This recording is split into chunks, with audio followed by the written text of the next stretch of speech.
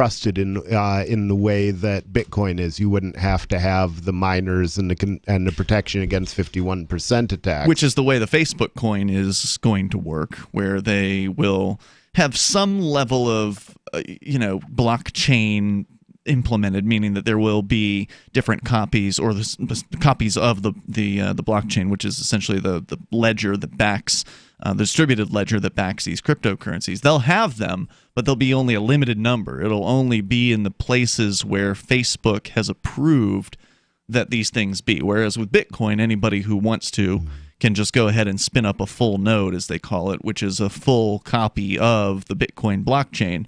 Anybody who wants to, as long as you've got a hard drive with, I think, around 200 gigabytes, you probably want to have like at least 500 for it to grow. But if you've got 500 gigabyte hard drive space, you can easily have yourself a full node of Bitcoin. So it's permissionless, I think would be the right word to describe Bitcoin. Whereas with Facebook, you got to have $10 million and their approval before you're going to get a node. Right. And the advantage of having a full node is, for one thing, if anybody else is playing games with the Bitcoin and your software is, or with the blockchain, and your software is unaltered, then it should be saying, hey, there's something wrong with this this blockchain. Whereas how Facebook is going to have its security set up, who knows? That's not the purpose of the conversation, although Trump does actually address Facebook here as well in another one of his tweets. But to just go back and look at what he said about Bitcoin, again, this was yesterday, saying it is not money.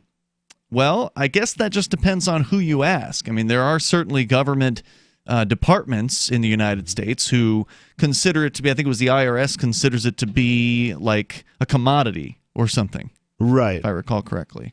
Which I would say legally it's probably not a commodity either, because you can't go borrow a cup of Bitcoin from your neighbor. It's True. it's not a physical thing. I consider it akin to gift certificates for a money transmittal service. So basically, if you ask me what backs Bitcoin, I would say its own utility in actually transferring money. So he's not far off in saying that it's similar to a bank rather than a currency. Well, I mean, if that's what he means when you combine that with when you combine saying Bitcoin isn't a currency, and then with regards to Facebook becoming or Facebook creating a cryptocurrency that they're trying to become a bank. And so if what he's saying is that Bitcoin is not money, it's more akin to a bank, I wouldn't necessarily disagree. He doesn't go so far as to make any statement like that, but it is interesting to look at Bitcoin in different ways, and I've heard you refer to it as this bank concept, or having shares in the bank, basically. Yeah. But also, you could also look at it as free speech, because Satoshi programmed this thing. Satoshi Nakamoto, the creator of Bitcoin, he spoke or she spoke or whatever and wrote these, programming words down and made a program. And that's protected free speech. You are basically moving around little tokens, part of this sort of free speech thing that has been created. I think that would also be an interesting argument to protect it when and if Bitcoin is targeted by the American government in some way. I mean, they've to some extent been hands off of the network, but they have gone around and arrested some of the users, for instance, and they have cracked down, like in New York State, for instance, on Bitcoin exchanges and other businesses sort of doing business in and out of Bitcoin and the dollar, like moving from fiat to and from Bitcoin. They've definitely cracked down on those locations. The toll-free number here is 855-450-FREE. We can talk more about what Trump had to say, plus he weighs in on the Facebook currency as well. Our number here, 855-450-FREE, and he's got things to say about the dollar. Unfortunately, there are nice things to say about the dollar. This is Free Talk Live. Don't you hate that feeling in the pit of your stomach when the police pull you over? Most people have no idea how to handle it properly, and they promptly get fed into the municipal fee-generating meat grinder. Or maybe you recall that feeling you get when you go to the mailbox and see one or more letters from the IRS. You get a sense of impending doom, don't you? So let me ask you, if you could learn how to use the law to beat the IRS, traffic tickets, almost any courtroom scenario, collectors, credit card debt, and even mortgage debt because of fraud perpetrated against you, would that be worth knowing about? Don't laugh. Investigate. Check out the life-changing benefits of the Lighthouse Law Club at their website, lighthouselaw.club. That's lighthouselaw.club.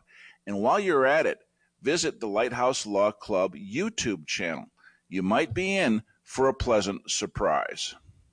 I'm crazy about My Magic Mud. This is the most important oral care product created this millennium, and I'm not kidding. We all have different opinions on politics and issues, but we all have mouths. And I want yours to be as clean as possible, with teeth as bright as they were meant to be. I will never be without My Magic Mud.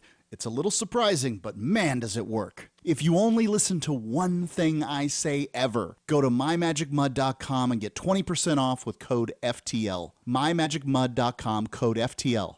Bitcoin.com has launched a trading platform at local.bitcoin.com, allowing you to buy or sell Bitcoin Cash via dozens of payment methods like PayPal, Venmo, bank deposit, remittances, or meeting in person with cash. There are no ID requirements to sign up for and use the site, and all communications between buyers and sellers are encrypted. Finally, a global trading platform that respects your privacy. Visit local.bitcoin.com to get started trading Bitcoin Cash. local.bitcoin.com. We have some good news. The indictments against Ross Ulbricht in the District of Maryland were dismissed with prejudice, meaning they can never be refiled. This is especially good because those indictments contain the only charge ever made that Ross engaged in murder for hire. This was a serious allegation that Ross Ulbricht denies. It was never prosecuted or ruled on by a jury, but was trumpeted by the federal government and the media as if it were proven fact. The Maryland court held these indictments for almost 5 years, poisoning Ross's case and leaving him under a cloud of unproven allegations. As explained in Ross's appeal to the Supreme Court, the fact that the judge used these allegations to give Ross a draconian sentence of double life without parole violated his Sixth Amendment right to a jury trial. Judges are required to issue sentences based on convictions decided by a jury, not unproven allegations never even charged at trial. Although this is a positive development, the dropped indictment will not set Ross free. Now, a presidential pardon is Ross's only hope of freedom. Sign the petition at freeross.org. freeross.org.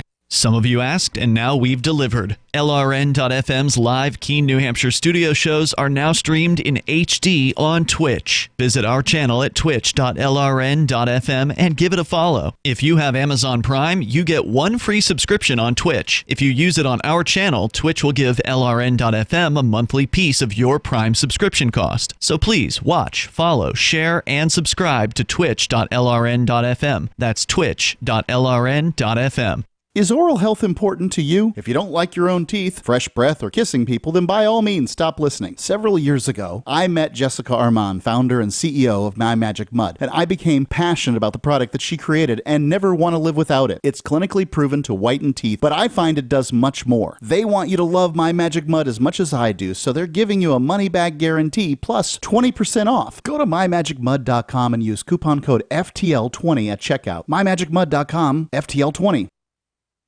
You're listening to the best liberty-oriented audio streamed around the clock, on the air, and online. This is the Liberty Radio Network at LRN.FM.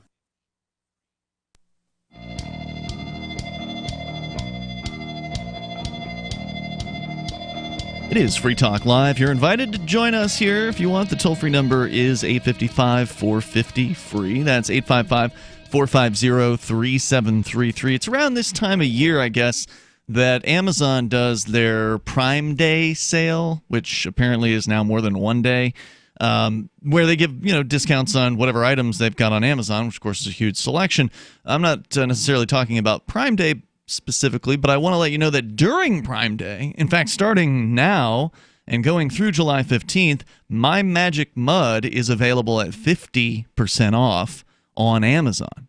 So I didn't even know they were on Amazon, but I guess I shouldn't be surprised. They're in Sprouts, CVS, Natural Grocers, and Walmart's Natural Beauty aisle, also on Amazon. And we've been giving you 20% off with our discount code, which will still be good, FTL20 at mymagicmud.com. But if you want 50% off right now for My Magic Mud's products, get on over to Amazon. That's where you'll find this wonderful black tooth powder made of charcoalized coconut shells and bentonite clay. It's clinically proven to whiten teeth. You get on over there. MyMagicMud.com is where you can go learn more about the products. But one of the things they're requesting that you do if you order through Amazon is leave a review of My Magic Mud. They could use apparently some new reviews on the site.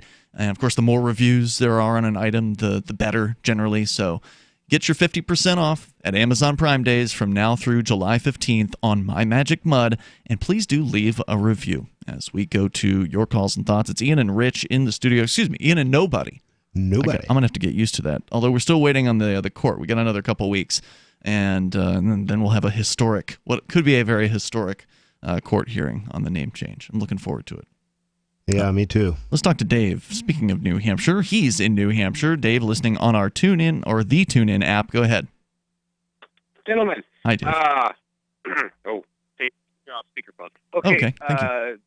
Back in the day when when we were all kind of first thinking about moving to New Hampshire and gradually trickling in here for more freedom, there was this guy named Kevin Craig who lived. He didn't live here yet, and he was real excited about moving here. He was real active in the Free State Project, and I guess he was a prison guard at a federal prison or something like that. Yeah, that's right. That's my recollection. And I guess in 2006, I was in a Senate hearing once. I think I was there personally and saw this. A senator actually read Kevin Craig's letter about how much he wanted to move to New Hampshire and what he liked about New Hampshire, and he said that we need to keep this, we need to keep New Hampshire this way, so that Kevin Craig can move here. But sure enough, after a while, Kevin eventually did move here. That's right. And now he's in the legislature. Yep, he's a state representative up in Coos County, which is the most northern and largest county and least populous county in all of New Hampshire. And also where the prison at Berlin is, which begs the question, is he still a prison guard? Yeah, I don't know. He may be retired by now. But, he's a free stater legislator, libertarian in the government, and at least in some ways he must be libertarian. But apparently I guess he sits on the, I think it's the Fish and Game Commission, or the Fish and Game Committee, overlooking that bureaucracy. Oh, so he hasn't been able to abolish the bureaucracy yet, huh? No, he hasn't. That's too bad. But he's somewhat critical of some of the things they do, I guess. But anyway, this is created. There's a little bit of a controversy around him. There's some authoritarians that are demanding he resign, that he shouldn't be on that committee. And one of their reasons is he's insufficiently respectful of the Fish and Game Department. Nice. Wow. That's what I like to hear.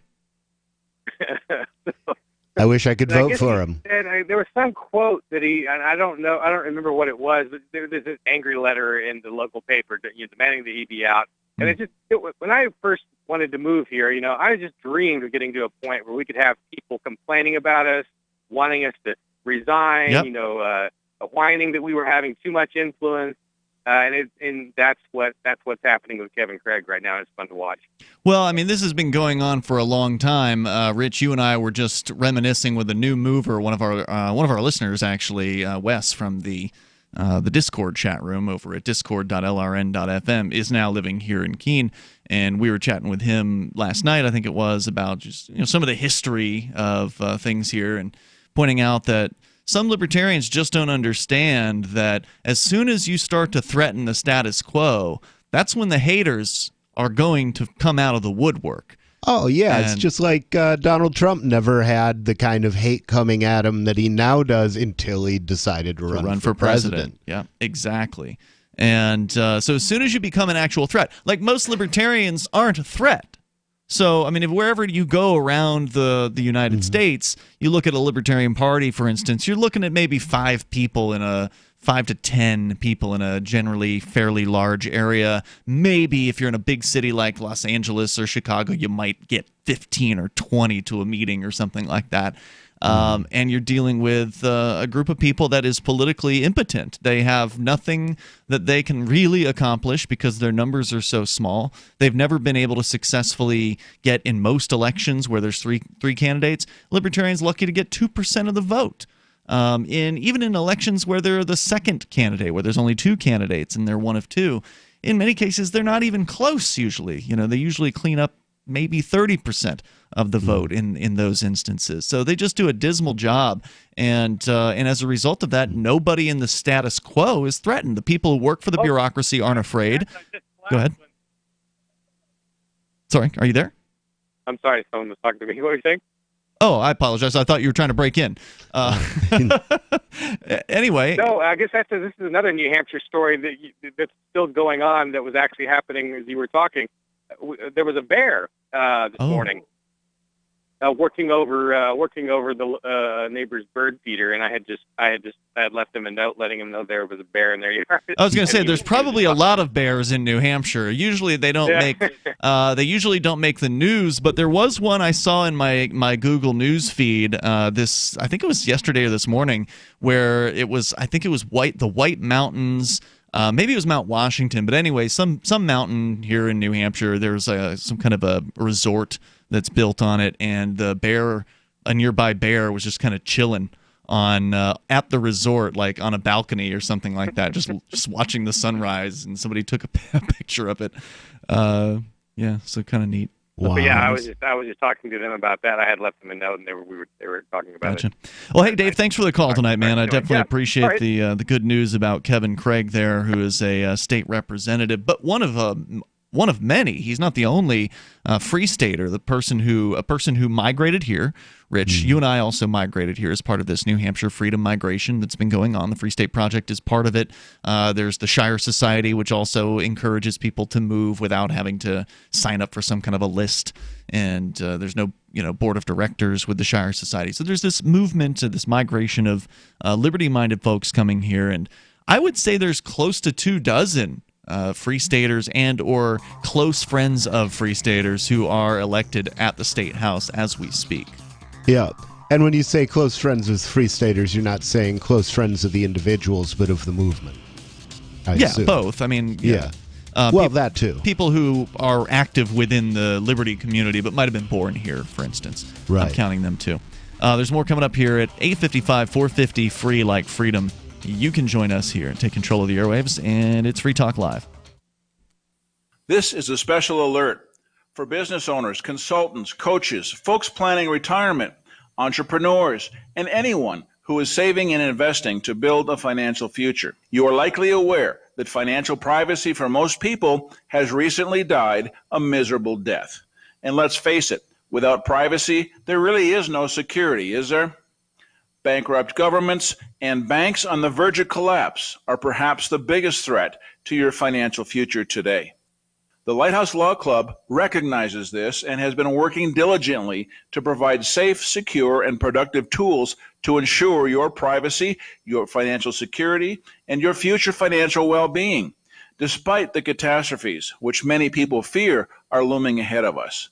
Find out more with a variety of free videos on the YouTube channel for Lighthouse Law Club.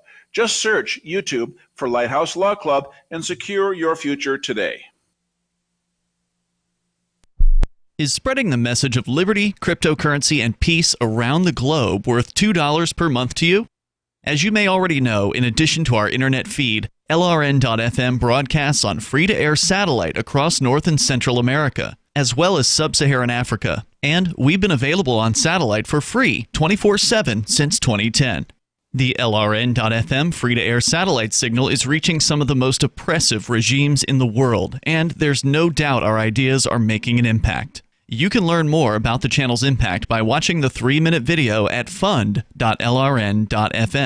If you'd like to help free minds globally with our ideas of liberty, cryptocurrency, and peace, you can donate as little as $2 per month via fund.lrn.fm. You can help us continue and expand our satellite broadcast to multiple continents. Visit fund.lrn.fm today, and thank you for your help. Don't forget to share the link on social media. That's fund.lrn.fm. There are basically two types of advertising, direct response and branding. Radio's great for direct response with its low cost to listener ratio, but audio can't be beat for branding, which is a longer term endeavor. You want to be the first thing that someone thinks of when they think about your product or service. If you have a local business that you want kept top of mind in your community, call the station. If you need national reach, Free Talk Live's got around 200 radio stations, millions of monthly listening sessions, can suit all budgets, and if we don't think we're right for you, we'll tell you. Email me, mark@freetalklive.com. So you've heard all 3 hours of the latest episode of Free Talk Live, and you're still hungry for liberty-oriented audio content? Did you know that we have another 24/7 audio stream at LRN.FM? The Liberty Radio Network airs the latest episodes of some of the best liberty-oriented podcasts on the internet around the clock. In addition to recorded content, you'll also hear live shows like Free Talk Live, originating from our Keene, New Hampshire studio. So listen anytime at LRN.FM. That's LRN.FM. America is at a crossroads on many issues, leading many to ask, is it time for the president to blow the silver horn left behind by the Founding Fathers in case the country ever needed them? Of course, the horn, which has been sitting in the Oval Office since 1817, has never been used by a commander-in-chief, but many Americans think now might be the time to summon our forefathers. Which Founding Fathers would come back? All of them. Look, when you have a bug problem, you call the exterminator. When you have an America problem, you call the Founding Fathers.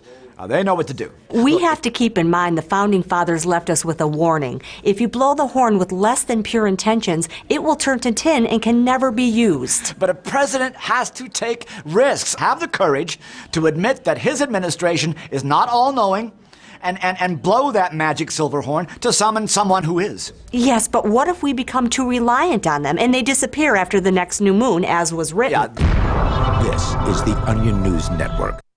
Do you love Twitter? Make sure you favorite the LRN.FM Twitter account so you can receive our tweets at twitter.lrn.fm. That's twitter.lrn.fm.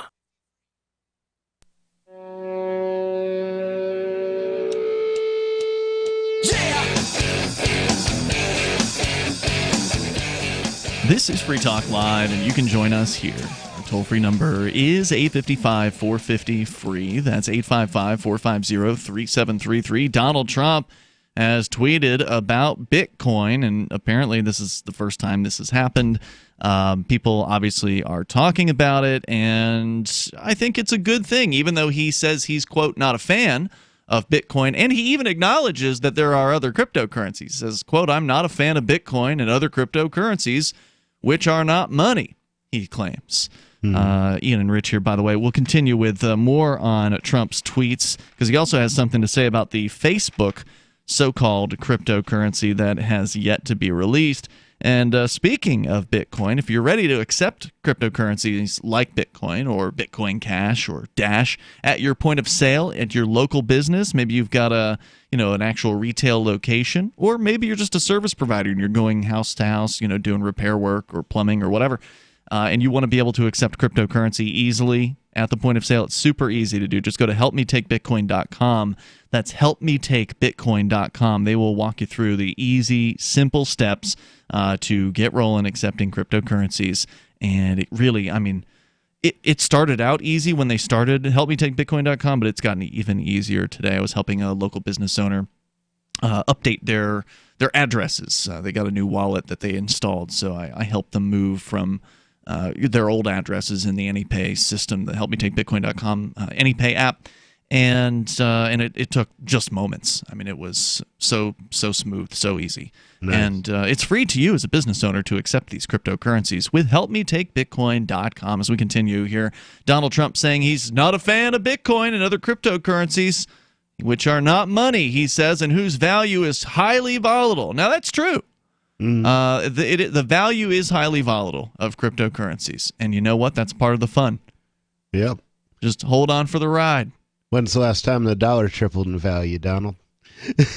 Never. Never. Yeah, it's been on a straight downward plunge ever since the creation of the Federal Reserve. Right. The only thing that you can say about the dollar is that sometimes it doesn't fall in value as fast as other fiat currencies from around the world. That's all you can really say about it. True. Because all fiat currencies, all these government monies, are all being inflated.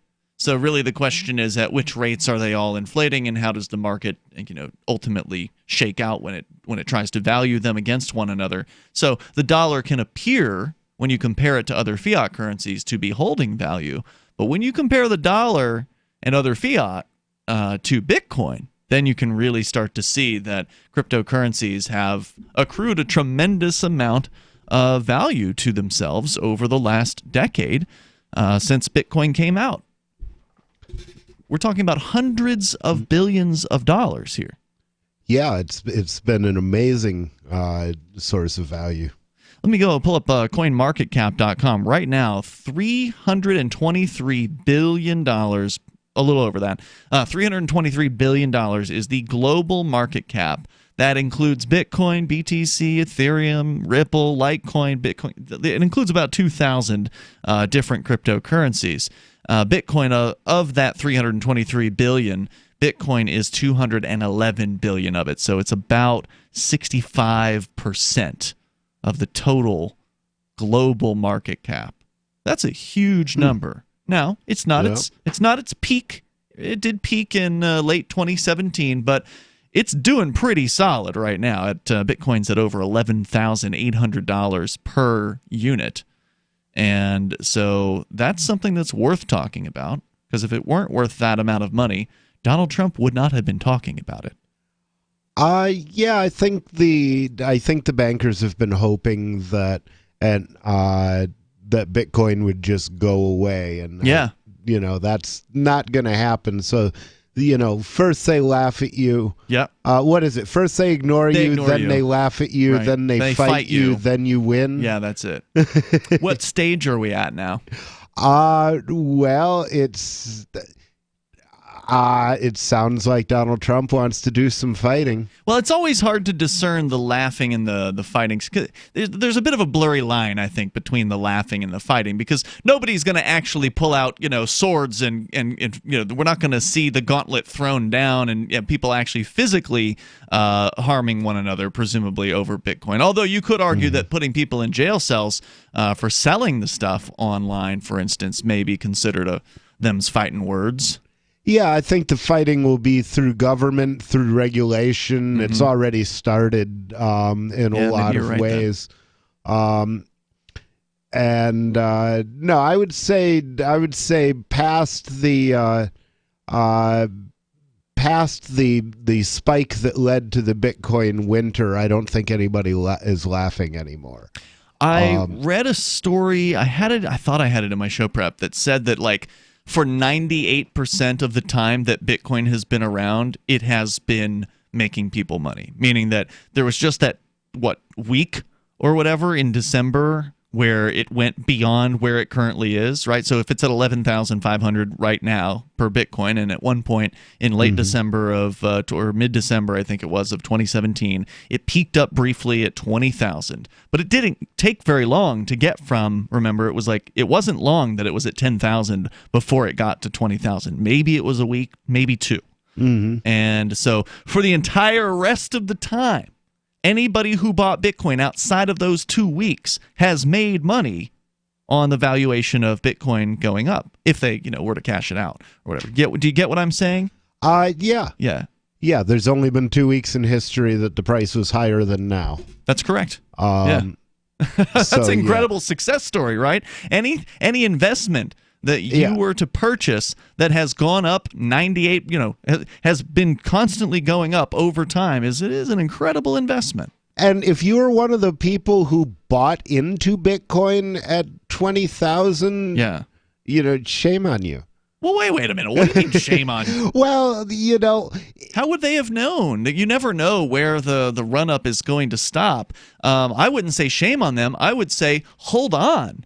Well, because definitely hold just on hold because on. it will eventually. If you I don't know if sold when it Bitcoin dropped, you itself, screwed up, in my opinion. Like if you bought it at 20,000 and then it dropped to 10 and 3,000, ultimately down as far as 3,000 over the last couple of years, and you sold it in a panic, you screwed up. Because if you bought at 20,000, it hurts to see it go down. I mean, it always hurts when that happens.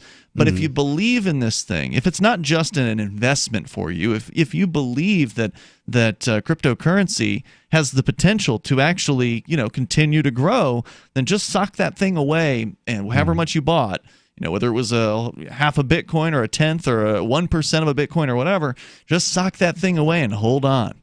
And wait, I wouldn't want to excoriate somebody for, just happening to buy at the wrong time. Well, I mean, almost never is it a good idea to buy when the price has just doubled. Rolling up like that. That's a FOMO move.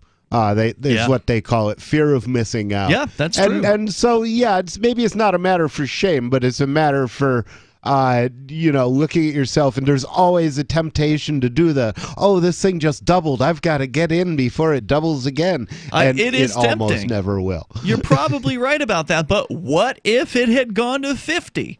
You know what I mean? Like, what if it had, instead of stopping at 20,000, what if it had gone to 50,000 and then dropped to 30,000?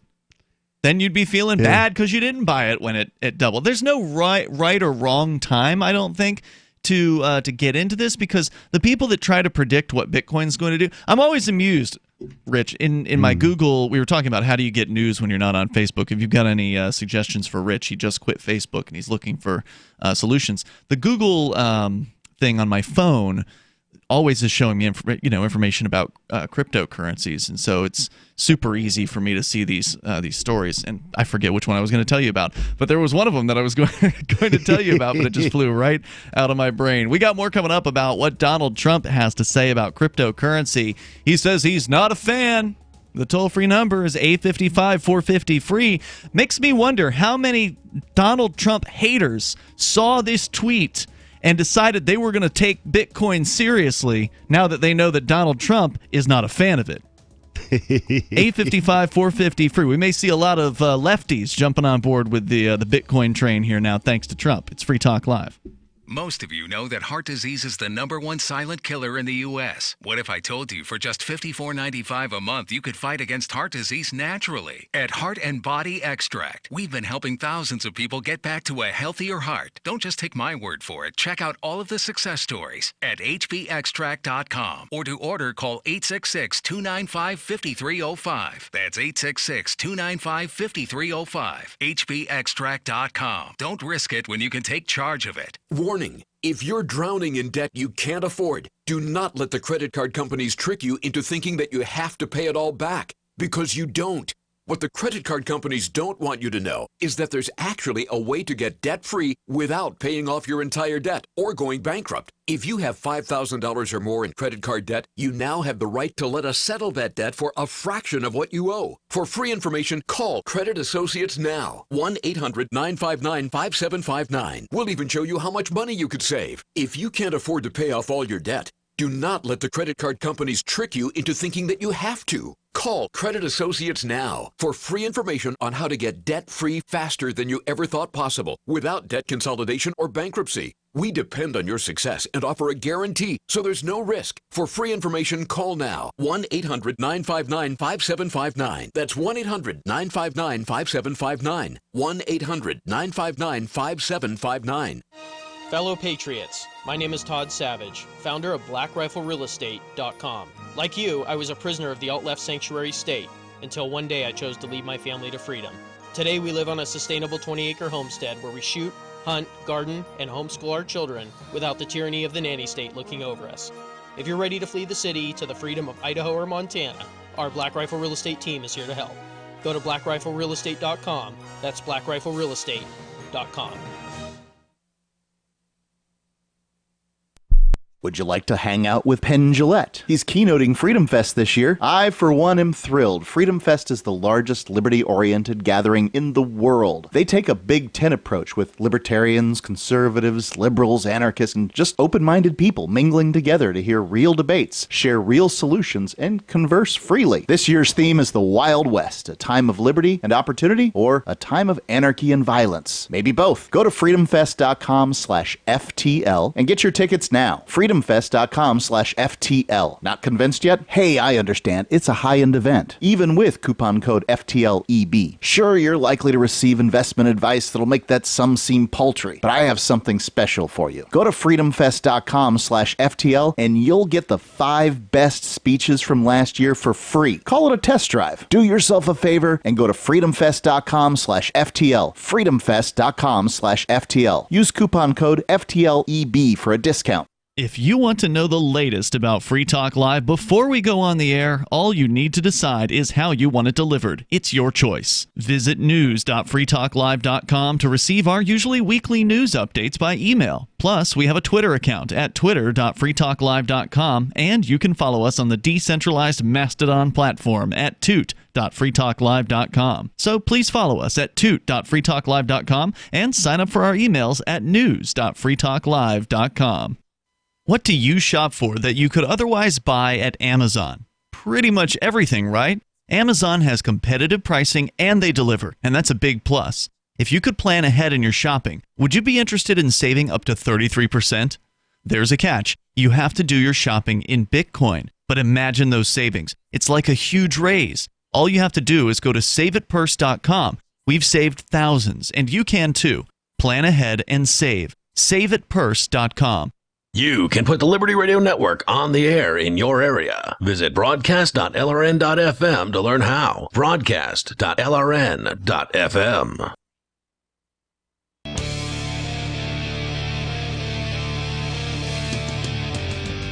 This is Free Talk Live, and you can join us here. The toll-free number is 855-450, free like freedom. We're talking about Donald Trump's comments about Bitcoin, which, of course, he tweeted out yesterday. We'll share more of those. Plus, he weighed in on the Facebook so-called cryptocurrency. With you here in the studio, it's Ian. And nobody. As we continue, I do want to say thank you to John, who is a Free Talk Live Silver Amplifier. That means John is contributing $5 per month to the Free Talk Live AMP program. AMP stands for Advertise, Market, and Promote. You can go and help us get Free Talk Live on more radio stations around the United States. We're on over 200 stations today. I mean, they're not all on today, but meaning over an entire week, we're on over 200 stations at some time or another. And you can help us get to 300. It is possible. You'll get some cool perks and some bonuses as a result of being an amplifier. Please go get the full list of reasons to do it over at amp.freetalklive.com. It's amp.freetalklive.com. And yes, you can use PayPal. You can use credit card. You can use Bitcoin BTC. It's amp.freetalklive.com. As we continue here, Donald Trump tweeting that he says, "I'm not a fan of Bitcoin and other cryptocurrencies, which are not money." Now, if money is a medium of exchange, a thing that is a go-between to help people exchange value to one another, I mean, would you agree that that's what money is? Well, I mean, the Austrian definition, as I recall it, is generally the medium of exchange that is accepted by everybody. Really? And yeah. And so the implication of that is that only one thing can be money in a society at a time. Wait a minute, are you saying in a geographic area? Because if it's everybody, now we're talking about the whole world. Yeah, that would generally be within a given culture or subculture. Huh. See, I've never heard that provision put on the definition of money before. It always was, I understood it as just a medium of exchange, preferably one that is accepted. The more accepted it is, the more presumably valuable that thing might be. You know, like if somebody's willing to take seashells from me, then in that instance, the seashells acted as money. They may not, continue to act as money for the person who accepted the seashells. And Bitcoin arguably even though it may not be accepted by everybody in this local area here in, let's say, Keene, New Hampshire, where we're doing this show, it is accepted in many places where the dollar may not be accepted globally. So it's really more of an international currency than any other. Yeah, in a lot of ways. I mean, although, you'll generally do well bringing U.S. dollars with you wherever you go, especially places like Venezuela. There's no doubt about it. I mean, there's a lot of places where the U.S. dollar will be happily accepted. I'll give you that. Yeah. So I would... but it's not everywhere, I don't think. Yeah, so I guess the question is, can there be more than one money in a society? And I'd say, yeah, absolutely. So. Here's an example. Look at Porkfest or Forkfest, the libertarian camping festivals that just happened last month here in New Hampshire, where there are at least a few different forms of money that are relatively accepted by nearly everyone there. Bitcoin Cash, Dash, almost accepted by almost everybody. There was only one vendor that wouldn't take Dash from me. There, of course, was silver being accepted by vendors as well, so precious metals. So, and of course, U.S. dollars. So, I mean, that's at least 5 different forms of money that almost everyone was willing to take. Yeah, and that's true. In that, under that circumstance, I would say that all of those things were money there and then. Bitcoin might not be money in Rogers Campground this week. No, definitely it's not. And actually, most people didn't use Bitcoin BTC. There were a few people who wanted to pay with that, but the old BTC Bitcoin is just so expensive to send it. The odds that somebody is going to want to pay for a bowl of soup or chili or whatever with Bitcoin BTC is very, very slim. They're just not going to do that. Yeah. Bitcoin's choking on its own fees. So, back to Trump, who says that, again, he claims the value is highly volatile and based on thin air. Well, that's not true either. The value of Bitcoin is, in my opinion, it's valuable because of the fact, and I think you touched on this earlier, Rich, that it does what it says it's going to do. It allows you to transfer value in the form of these these ledger entries, basically. That's the blockchain, the public ledger that backs the distributed, decentralized public ledger that backs the Bitcoin network. These amounts on this blockchain are secure and they can't be messed with. The books cannot be cooked. That security is worth something. And the ability to be able to send these things relatively instantaneously across an entire planet to anybody who has a wallet, which anybody can get because there's no barriers in the way. As we were talking about earlier, it's permissionless. You don't have to ask any permission to create a Bitcoin wallet. To be able to send value to another individual across the world for very low fees is very, very valuable. And that's why, and to do it securely, that's why it's worth something. And it's not just that, but it's also, it allows you to bank. It allows you to replace banks with a cryptocurrency, basically, at comparatively very low fees.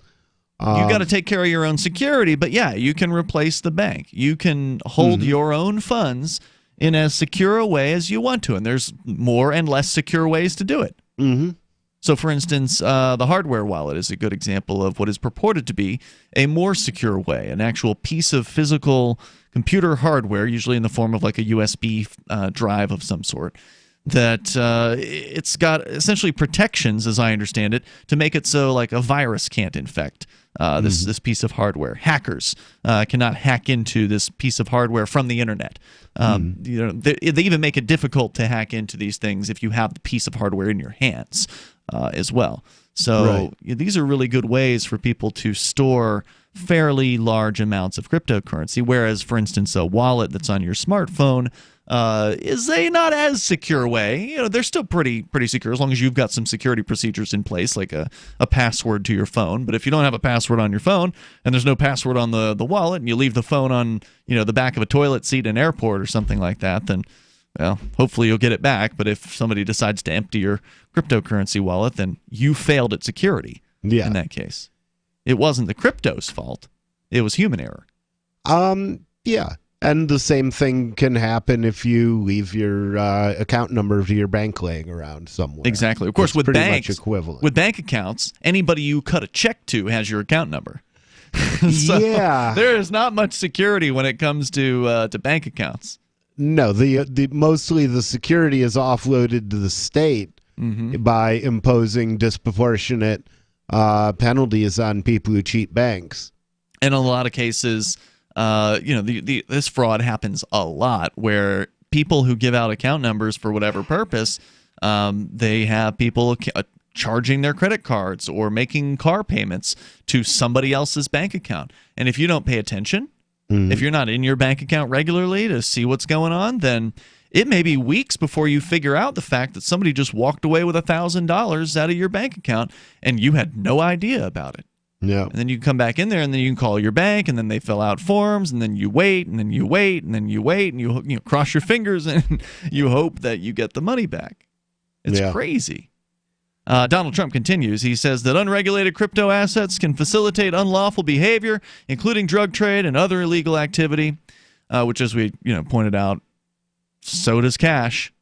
So how's that different exactly? In fact, you could argue that Bitcoin is traceable because it's a public blockchain, unlike cash transactions. Now, Bitcoin can be used in a pseudonymous way, and there are, of course, newer cryptocurrencies like Monero that are privacy coins that are very focused on privacy that you basically cannot trace, unlike Bitcoin. So, well, and the biggest murderer in the world is the United States military, I would say, bar none. So, how much murder is paid for in dollars? Most of it. Right, and we're talking about, what, trillions, if not hundreds of billions of dollars regularly going into the U.S. military? Yes, and literally, if we stopped trading in dollars, then there would be nobody to pay for that eternal war, because the only way to pay for it really is inflation. That's the only tax that is hidden well enough. Well, this is one of the reasons why I was saying last night when we were talking about activism that I think cryptocurrency activism that we're doing here in New Hampshire is the most important activism we can be doing. Because we can help people, our neighbors, the businesses in the area and our neighbors, we can help them become more wealthy as long as this crypto thing keeps taking off. And of course, the more that people get interested in crypto, the more likely it's going to continue taking off. And so the more people that we can get using cryptocurrency, spending it in real life, the more businesses we can get accepting it, the more users we can get using it, the less money is going to stay in the old economy. The more money is going to leave the dollar. The more value is leaving the dollar and coming into crypto. We got more on the way here. Trump's going to weigh in on the Facebook thing, the Facebook crypto coming up. It's Free Talk Live. She's such a beautiful little puppy. I mean, we walk around the block and neighbors always say, her hair is so beautiful. Healthy and shiny and glossy. DINOVITE.com. Fatty acids, omega-3s, and omega-6s are great for healthy skin and soft, shiny coats. I would really recommend people starting their puppies on Dynavite before they get into what I would call the misery index. Bad skin, bad ears, bad breath. Because if they're getting all their vitamins, micronutrients, microbials from the beginning, then you're not going to run into the problems associated with the allergies, grass, pollen, dust, dirt, fleas, ticks, you name it, and the itching and shedding down the road. Our vitamins and enzymes replace the nutrients cooked out of most commercial dog foods. Dynavite for life. This is Ed Lukasevic. And Cindy Lukasevic. Inviting you and your pets to Dynavite. 859-428-1000. DINOVITE.com.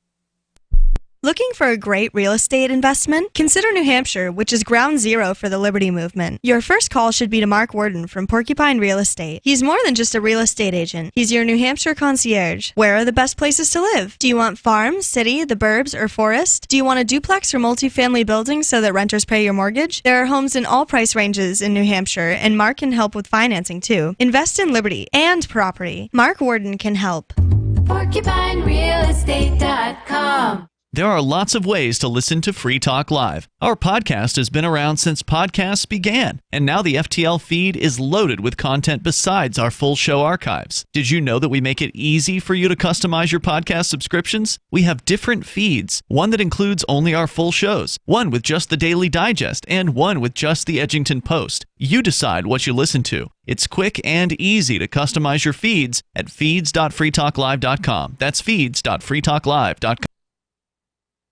You're listening to the live edition of Free Talk Live. Hour number 2 is next after the news here on the Liberty Radio Network at LRN.FM. This is the Liberty Beat, your daily source for liberty news and activist updates. Produced in partnership with SNLS News and listeners like you. Online at libertybeat.news and snls.news. I'm Mick Murrow with your latest edition of the Liberty Beat. Gold is trading at $1,405. Silver at $15.12, and Bitcoin is trading at $11,700. Today's prices are brought to you by InnoScale. Take off with Managed Cloud. Looking for a safe, secure way to store your important files online? Let InnoScale handle it for you. Their high-availability cloud servers are the perfect solution for clients needing one or more secure, scalable servers with built-in hardware failover protection. For details, see them online at innoscale.net. In the news, investigative journalist Vicky Ward dropped a bombshell on Tuesday in an article for the Daily Beast, where she reported that U.S. Secretary of Labor Alexander Acosta reportedly stated that ill-famed Jeffrey Epstein belonged to intelligence. The Mind Unleashed reports that Acosta reportedly made the statement during his interviews with the Trump transition team, while being vetted for his current position of Labor Secretary. As the former U.S. Attorney in Miami, Acosta infamously cut Epstein a non-prosecution plea deal in 2007 for charges related to the sexual exploitation of underage girls. After being asked if the Epstein case would cause a problem in his confirmation hearings, Acosta reportedly responded that he only ever had one meeting about the case and had been told to back off, and that Epstein was above his pay grade.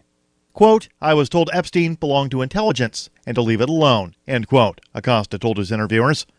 The Department of Labor had no comment when asked about it, according to the Daily Beast. The Liberty Beat is sponsored in part by Brave Botanicals. High-quality kratom and CBD at reasonable prices with excellent customer service.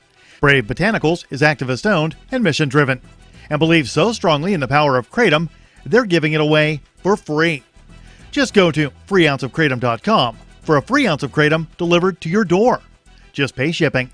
That's freeounceofkratom.com. This is the latest edition of the Liberty Beat. Find us online at libertybeat.news and snls.news. Your news now continues.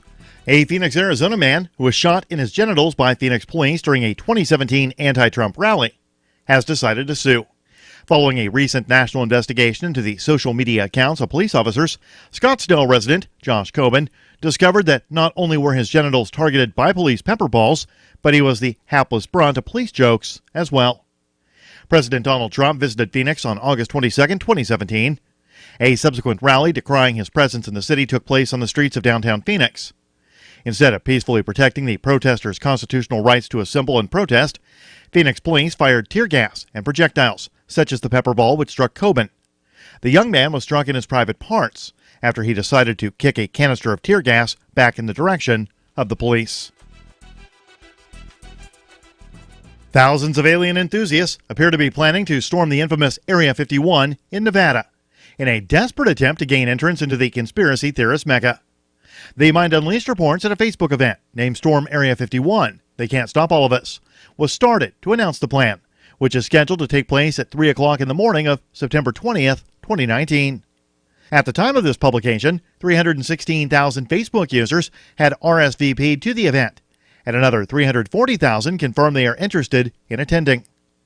At the time of publication, over 15,000 posts had been made in the group, with memes, plans on how to hatch the raid, and even merchandise created for the event populating the page. Clearly, the page is meant to be a joke, but with so many saying they want to attend, the creator of the page made sure to clear himself of responsibility if there are some willing to storm the highly secure military base. The United States Air Force facility, commonly known as Area 51, is a highly classified remote detachment of Edwards Air Force Base within the Nevada Test and Training Range. Support for the Liberty Beat comes from the Conscious Resistance Network, featuring videos, news reports, and articles from a spiritual anarchist perspective. Experience the Conscious Resistance at theconsciousresistance.com. How would you like to have your business featured on the Liberty Beat? You can. Just send an email to libertybeat@snls.news for details. This is the Liberty Beat, produced in partnership with SNLS News and listeners like you. The Liberty Beat is online at libertybeat.news and snls.news. I'm Mick Murrow, reporting for the Liberty Beat. reminding you, spread liberty with a smile.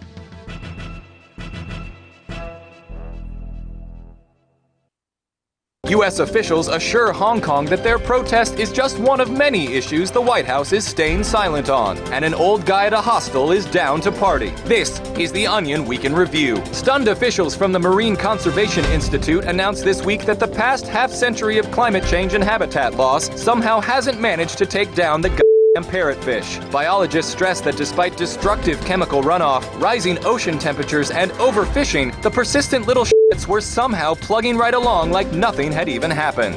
You look at the oil spills, greenhouse gases, and God knows what else we're throwing at them, and you think, yeah, those subtropical should have been wiped out decades ago. But nope, these sons of bitches are still around and doing better than ever. In other news, a grasshopper is dismembered by a future Supreme Court justice. A man having a great time will soon have to apologize to everyone, and Rand Paul pretends to be asleep so his dad will carry him in from the car. This is the Onion News Network.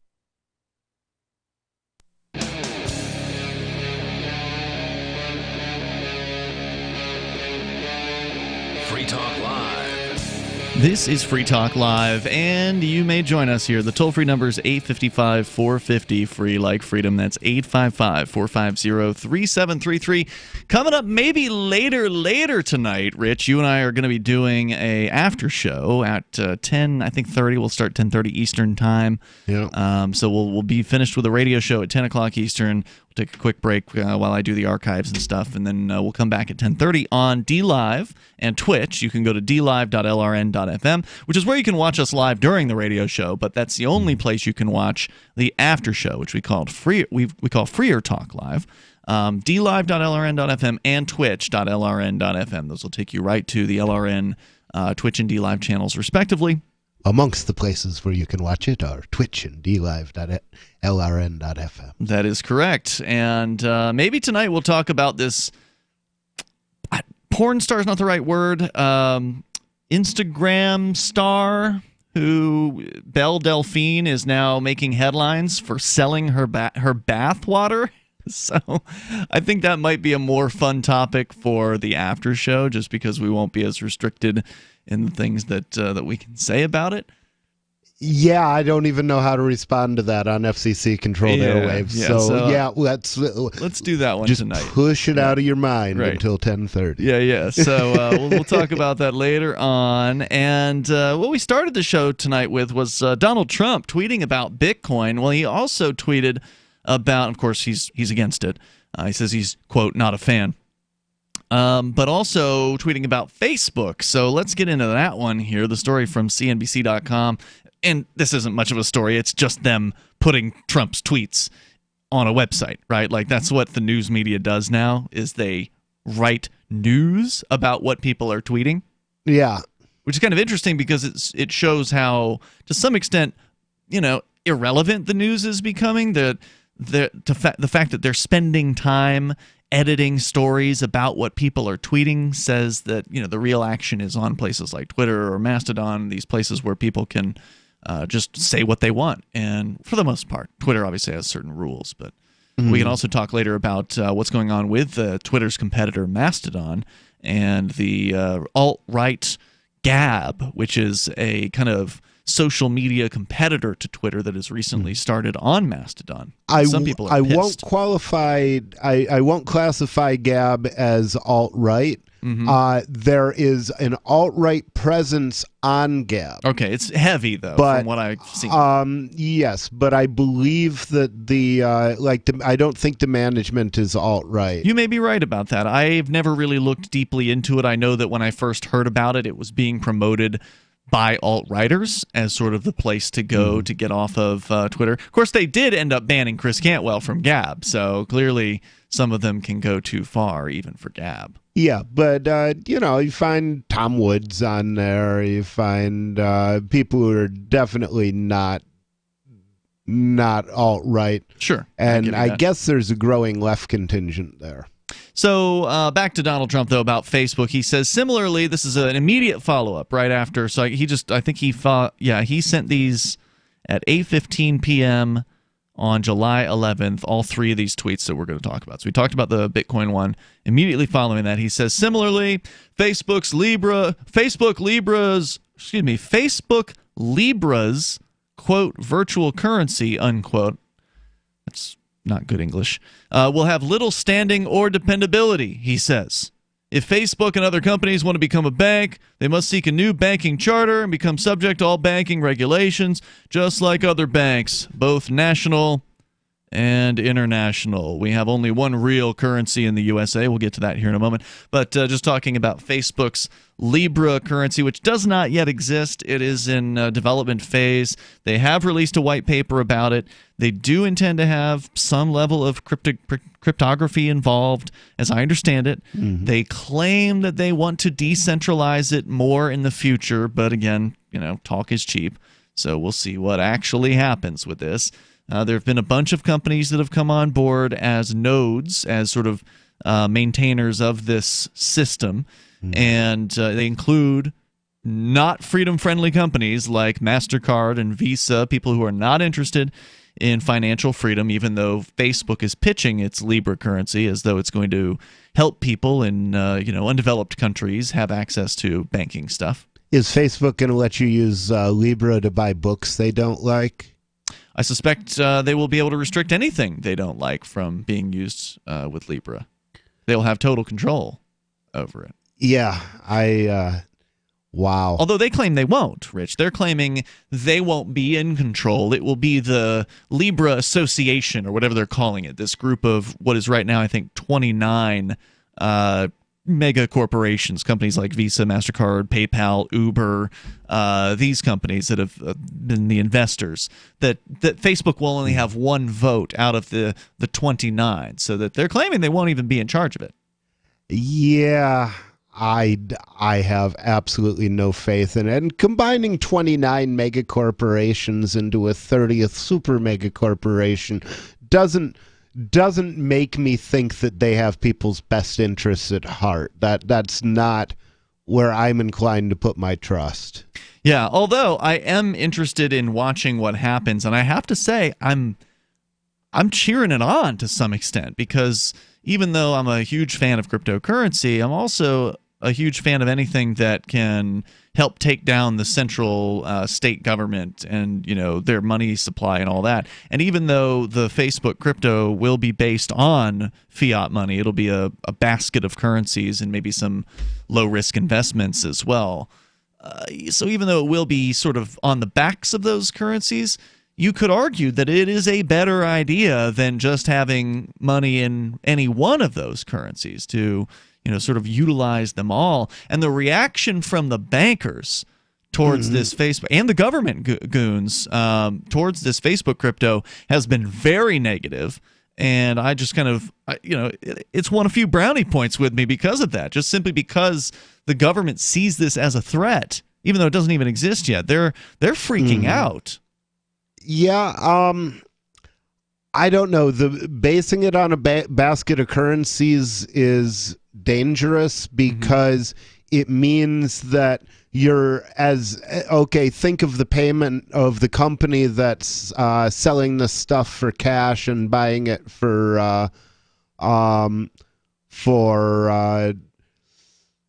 buying and selling it. It's got to pay out to an Italian in lira, and it's got to pay out to a U.S. citizen in dollars. So if they have a bunch of Italians buying the stuff and sending it to America, then the Americans are cashing it in for dollars. Where does Facebook get the dollars? Yeah, that's a good question. So they've got a problem there. And then if you hold it for a while, they don't say the dollar goes way up against the lira. Well, if people then pull it out. Actually, I'm sorry. That's a win for if the dollar went way up against lira and people pulled it out in lira, then those people then it would be a big win for Facebook. If they pulled it out in dollars, it would be a big loss for Facebook. And I would think they would be more likely to pull it out in the currency that's up than the currency that's down, because they'd want to lock in those gains. Right, and who knows what Facebook will allow as far as, if you have a dollar-based account, you may not be able to say you want to pull out Lira. So it may have to do with the geographic area under which you signed up for it. Who knows? We don't know how this is going to pan out yet. Or, I mean, I guess they could send you a whole bouquet of currency for it. We'll send them some euros and some dollars and some lira. Let him sort it out. Yeah, it is going to be interesting to see how they end up handling this. You bring up some good points about it, but nonetheless, the bankers are upset. Oh, the bankers are definitely freaked. And when I say that, I mean the central bankers specifically. They are not happy. In fact, they've been told. Facebook has been told, asked. And the government doesn't usually ask, but apparently these government goons in the federal government in the U.S. have asked Facebook to stop development on this until they can get the regulatory agencies involved and blah, blah, blah. 855-450-FREE. This thing may actually never even come out. Who knows at this point? More coming up. This is Free Talk Live. Your thoughts? Welcome. Join us. Is oral health important to you? If you don't like your own teeth, fresh breath, or kissing people, then by all means stop listening. Several years ago, I met Jessica Armand, founder and CEO of My Magic Mud, and I became passionate about the product that she created and never want to live without it. It's clinically proven to whiten teeth, but I find it does much more. They want you to love My Magic Mud as much as I do, so they're giving you a money-back guarantee plus 20% off. Go to mymagicmud.com and use coupon code FTL20 at checkout. mymagicmud.com, FTL20. Are you concerned that the values that made America great are no longer taught in schools? Well, I am, so I got my son the Tuttle Twins children's book series. My name is Jack, and I'm 11, and I just finished the Tuttle Twins series. It taught me about liberty, free market economics, and entrepreneurship. Give all the young people in your life a chance at reason and clear thought, because they're not going to get it at school. There are 9 books in the series, and each one teaches a set of ideas that children aren't getting elsewhere. Go to TuttleTwins.com and use coupon code FTL to get 40% off. That's TuttleTwins.com. Don't you hate that feeling in the pit of your stomach when the police pull you over? Most people have no idea how to handle it properly, and they promptly get fed into the municipal fee-generating meat grinder. Or maybe you recall that feeling you get when you go to the mailbox and see one or more letters from the IRS. You get a sense of impending doom, don't you? So let me ask you, if you could learn how to use the law to beat the IRS, traffic tickets, almost any courtroom scenario, collectors, credit card debt, and even mortgage debt because of fraud perpetrated against you, would that be worth knowing about? Don't laugh. Investigate. Check out the life-changing benefits of the Lighthouse Law Club at their website, lighthouselaw.club. That's lighthouselaw.club. And while you're at it, visit the Lighthouse Law Club YouTube channel. You might be in for a pleasant surprise. Since time began, tyrants have taken aim at personal liberties. Now there's a movie that aims back. The government has no more right to tell us what to put in our bodies than they have to take our guns or tell us what books we can read. 6 drug police were eaten by bears while raiding a marijuana farm. On your knees, you dirty hippie! Jesus. On your knees! What's the problem, officer? Today, many cops who enforce pot laws do so only because it provides them with cushy jobs, good benefits, and a chance to push people around. I was an undercover narcotics officer. The drug war is nothing but a farce. The Second Amendment says you gotta keep you and your gat intact. Guns and Weed, The Road to Freedom. A film by Michael W. Dean and Nima Vadadi. DVD available now at gunsandweed.com or on Amazon. That's gunsandweed.com. Makes the perfect gift. Remember, that's gunsandweed.com. LRN.FM now has a Discord. Discord is a free text and voice chat platform, and we now have our own server with a bunch of channels at discord.lrn.fm. You can join other listeners as they chat about various things during our live shows, or anytime, day or night. Discord software is available cross-platform, so you can have it on whatever device you want and take your chats anywhere. Join our Discord at discord.lrn.fm. That's discord.lrn.fm. Are you tired of governments murdering people around the world? Stop using their money. There is an alternative. Bitcoin is a stateless, free market, non-political currency. Bitcoin cannot be inflated or controlled by any government. By using their money, you are helping the state. Stop doing it. You have an incredible alternative available now. Learn it, use it, spread it. Get started with Bitcoin at bitcoin.com. That's bitcoin.com. Help get LRN.FM into more ears. Visit promote.lrn.fm for a free bumper sticker, flyers, banners, graphics, and more. Promote.lrn.fm. It's Free Talk Live. You're invited to join us here. The toll-free number is 855-450-FREE.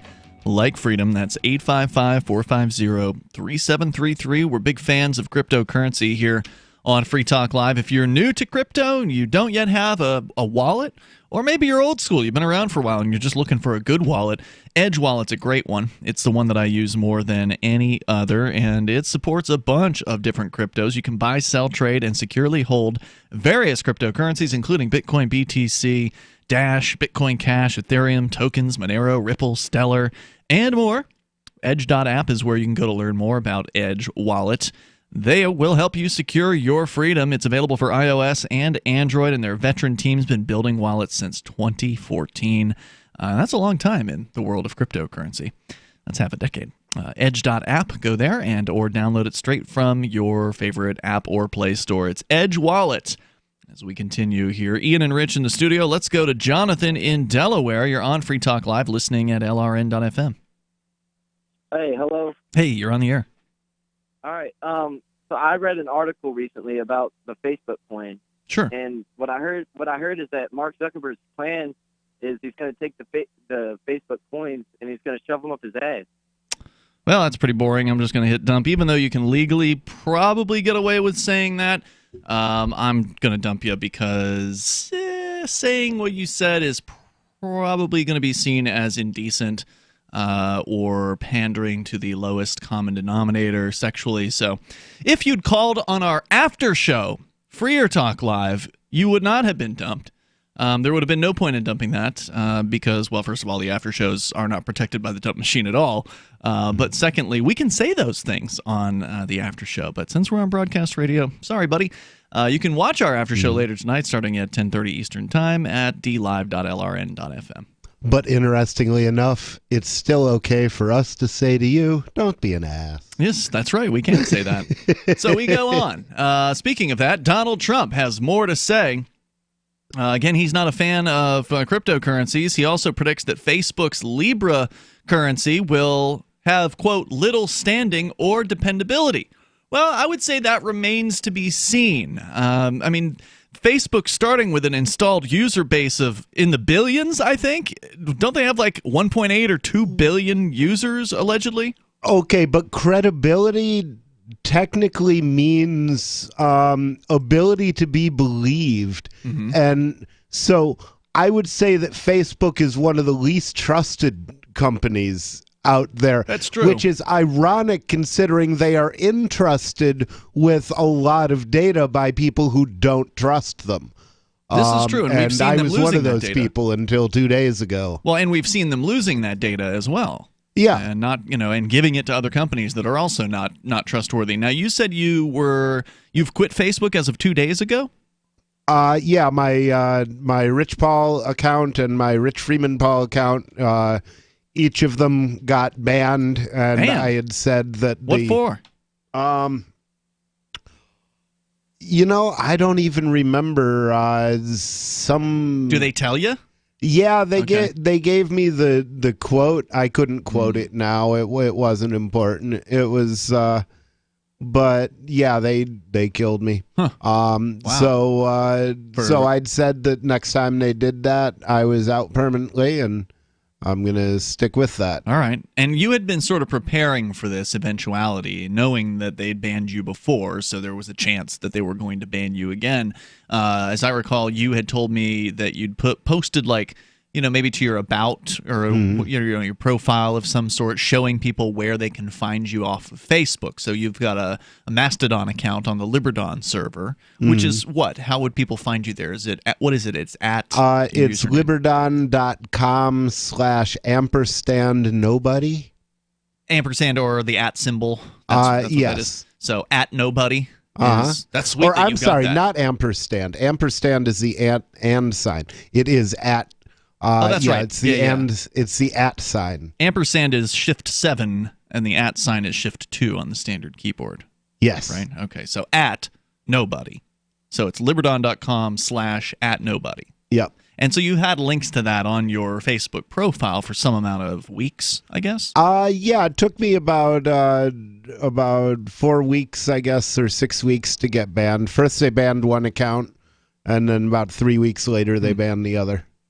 Well, the nice thing about the Mastodon platform, as certainly you know, Rich, but maybe our listeners aren't familiar with it, is decentralized. It is federated, which means that essentially the owner of Liberdon could decide to censor you, but the odds are much less that that's going to happen. And even if it did happen, you could just simply go to another or start your own Mastodon server, and there are thousands of these servers that are already in existence. And that's the interesting thing about the Fediverse is you can have, like, Facebook is kind of has a homogeneous tone to it, whereas as I go to different places in the Fediverse, like I've gone to places where there were like people were just making a bunch of racist comments, and it was like I read down a little bit and said, okay, there's nothing here that interests me. Yep. But then Liberdon, you almost never see that, and I don't know. Well, Liberdon is a libertarian server, right? So that makes sense. Yeah. So it's interesting that different people can go to places where they feel comfortable. There's been a controversy recently with Mastodon, and we can get into that, but I do want to finish Donald Trump's tweets. I've got a story about this Gab company that went over to Mastodon, and it's caused a big stir, I guess you could say, within the Mastodon universe. But back to Donald Trump saying that he finishes his triumvirate of tweets here by saying, "We have only one real currency in the USA, and it is stronger than ever." Well, that's a lie. That's a damn lie. My God, it's down to 4% of its original value against gold, since it has never ended a year higher than it started that year, as far as I know, against gold. So yeah, I'm sorry, it's not strong at all. It's weaker than ever, Donald Trump. It may be strong compared to some other world currencies. It's stronger than the Bolivar in Venezuela. Well, sure. Yeah. I mean, stronger than water. Right. He also claims it is both dependable and reliable. Well, you can rely on it to always go down. Yeah, right. Yeah. It doesn't lose its value as quickly as some of the other, world currencies like the Zimbabwe dollar or the Bolivar in Venezuela, but that's just the way things happen to be. They could print more at a larger clip, and then it would devalue even faster. Of course, during the Great Depression, pickles were 5 cents, and now they're about $2. So if you'd put your money in pickles, you'd be much better off. If you'd manage to keep the pickles fresh, that's the hard part. It's by far, he claims, the most dominant currency anywhere in the world, and it will always stay that way. It's called the United States dollar. Oh, God. Yeah, sometimes I'm able to see Donald Trump as leftists see him, and this is one of those moments. The toll-free number tonight, 855-450-FREE, like freedom. Coming up, we'll get into Mastodon a little bit deeper. What's going on with the controversy there? And if you're not yet on board with Mastodon, if you haven't migrated, you should begin considering doing that. It's a pretty great platform because it's decentralized. As we continue here in moments, you can follow us on there over at toot.freetalklive.com. More coming up on Free Talk Live. Are you concerned that the values that made America great are no longer taught in schools? Well, I am, so I got my son the Tuttle Twins children's book series. My name is Jack, and I'm 11, and I just finished the Tuttle Twins series. It taught me about liberty, free market, economics, and entrepreneurship. Give all the young people in your life a chance at reason and clear thought, because they're not going to get it at school. There are 9 books in the series, and each one teaches a set of ideas that children aren't getting elsewhere. Go to TuttleTwins.com and use coupon code FTL to get 40% off. That's TuttleTwins.com. Bitcoin.com has launched a trading platform at local.bitcoin.com, allowing you to buy or sell Bitcoin Cash via dozens of payment methods like PayPal, Venmo, bank deposit, remittances, or meeting in person with cash. There are no ID requirements to sign up for and use the site, and all communications between buyers and sellers are encrypted. Finally, a global trading platform that respects your privacy. Visit local.bitcoin.com to get started trading Bitcoin Cash. local.bitcoin.com. Uncovering the secrets and exposing the lies. That's what the readers of freedomsphoenix.com get every day. freedomsphoenix.com, constantly providing the information, the real news about government policies, and the real relationship we all have with the coercive government. The real condition of the economy, innovations in technology, breakthroughs in energy, health, and computer science. Learn the truth well before it's admitted to in the lamestream media. The corporate media, nothing more than distributors of government propaganda, but now there's an alternative. freedomsphoenix.com. Constant news updates on the issues that affect your life in the most important ways. With liberty and property under constant attack, freedomsphoenix.com provides the understanding behind the propaganda, and it encourages the participation of its readers. Go to freedomsphoenix.com. That's freedoms with an S, phoenix.com. freedomsphoenix.com. The revolution between the ears has already happened. So you've signed the Shire Society Declaration and are planning your move to New Hampshire to be around more liberty-oriented people. Next, sign up for the Shire Society Forum at forum.shiresociety.com. There are a bunch of people there who are already in the Shire, and they want to meet you. If you're already in the Shire physically, you should also come by the forums. Remember, not everyone uses Facebook. New people are signing up for the Shire Society Forum every month, so drop in and say hello at forum.shiresociety.com. The LRN.FM social media channels have been revamped. We've eliminated Facebook and focused on other platforms like Twitter and Mastodon, the decentralized alternative to Twitter. On our accounts, you'll find posts from multiple LRN.FM show hosts together in one place. Follow us on Twitter at twitter.lrn.fm, or better yet, move to the decentralized Mastodon social media platform at toot.lrn.fm, toot.lrn.fm. I think you'll like it. Don't you hate that feeling in the pit of your stomach when the police pull you over? Most people have no idea how to handle it properly, and they promptly get fed into the municipal fee-generating meat grinder. Or maybe you recall that feeling you get when you go to the mailbox and see one or more letters from the IRS. You get a sense of impending doom, don't you? So let me ask you, if you could learn how to use the law to beat the IRS, traffic tickets, almost any courtroom scenario, collectors, credit card debt, and even mortgage debt because of fraud perpetrated against you, would that be worth knowing about? Don't laugh. Investigate. Check out the life-changing benefits of the Lighthouse Law Club at their website, lighthouselaw.club. That's lighthouselaw.club. And while you're at it, visit the Lighthouse Law Club YouTube channel. You might be in for a pleasant surprise. Some of our live shows are streamed in HD on Twitch. Please follow and share at twitch.lrn.fm. That's twitch.lrn.fm.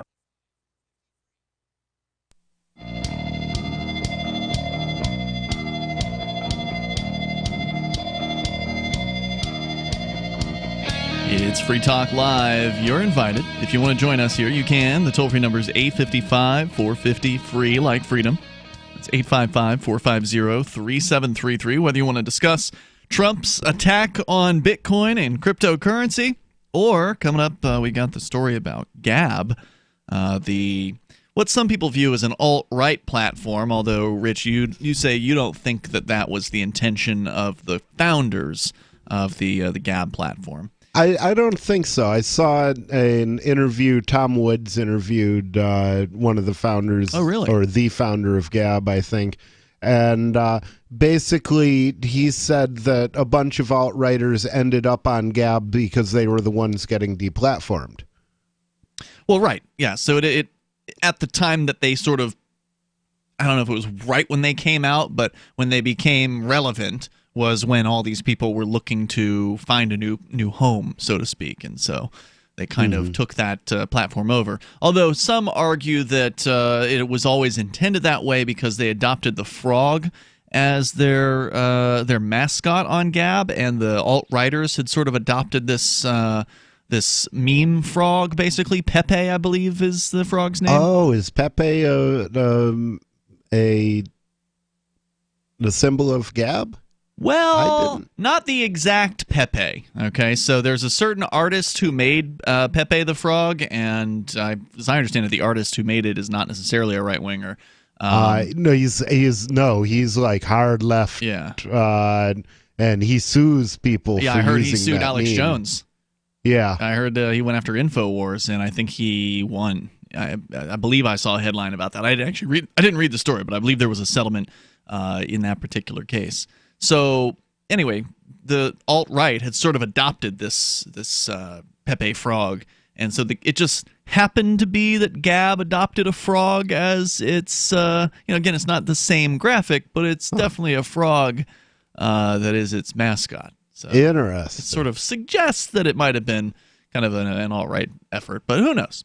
Well, I do have an account there, but I've only had it there for one day, so I will see what I find on there. Yeah, definitely let me know. Now, you are also on Mastodon. As you mentioned, Free Talk Live is there as well. You can go to toot.freetalklive.com, toot.freetalklive.com. So about the Gab platform, about that website, it got a lot of controversy because of the alt-righters. People like Christopher Cantwell went to that site. Now, they ended up banning Cantwell after a while, but he was there for quite a while. Yeah, not for racism, for a threat of violence. That's right. And it was actually one of the few times you'll ever see Cantwell apologize. He actually wrote an apology to the site to try to get them to reverse it, and I guess they didn't.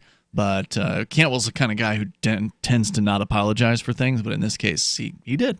I've got two stories about this from sort of two completely polar opposite news sites. One of them, News and Opinion, one of them Breitbart, which is kind of like a right-wing kind of site, as I understand it, and then Vice, which is a little more of a lefty tinge. So here are the two different headlines. Headline on Breitbart, decentralized social network Mastodon, they put decentralized in quotes, moves to censor free speech platform Gab, while Vice's article is titled, The Nazi-Free Alternative to Twitter is now home to the biggest far-right social network.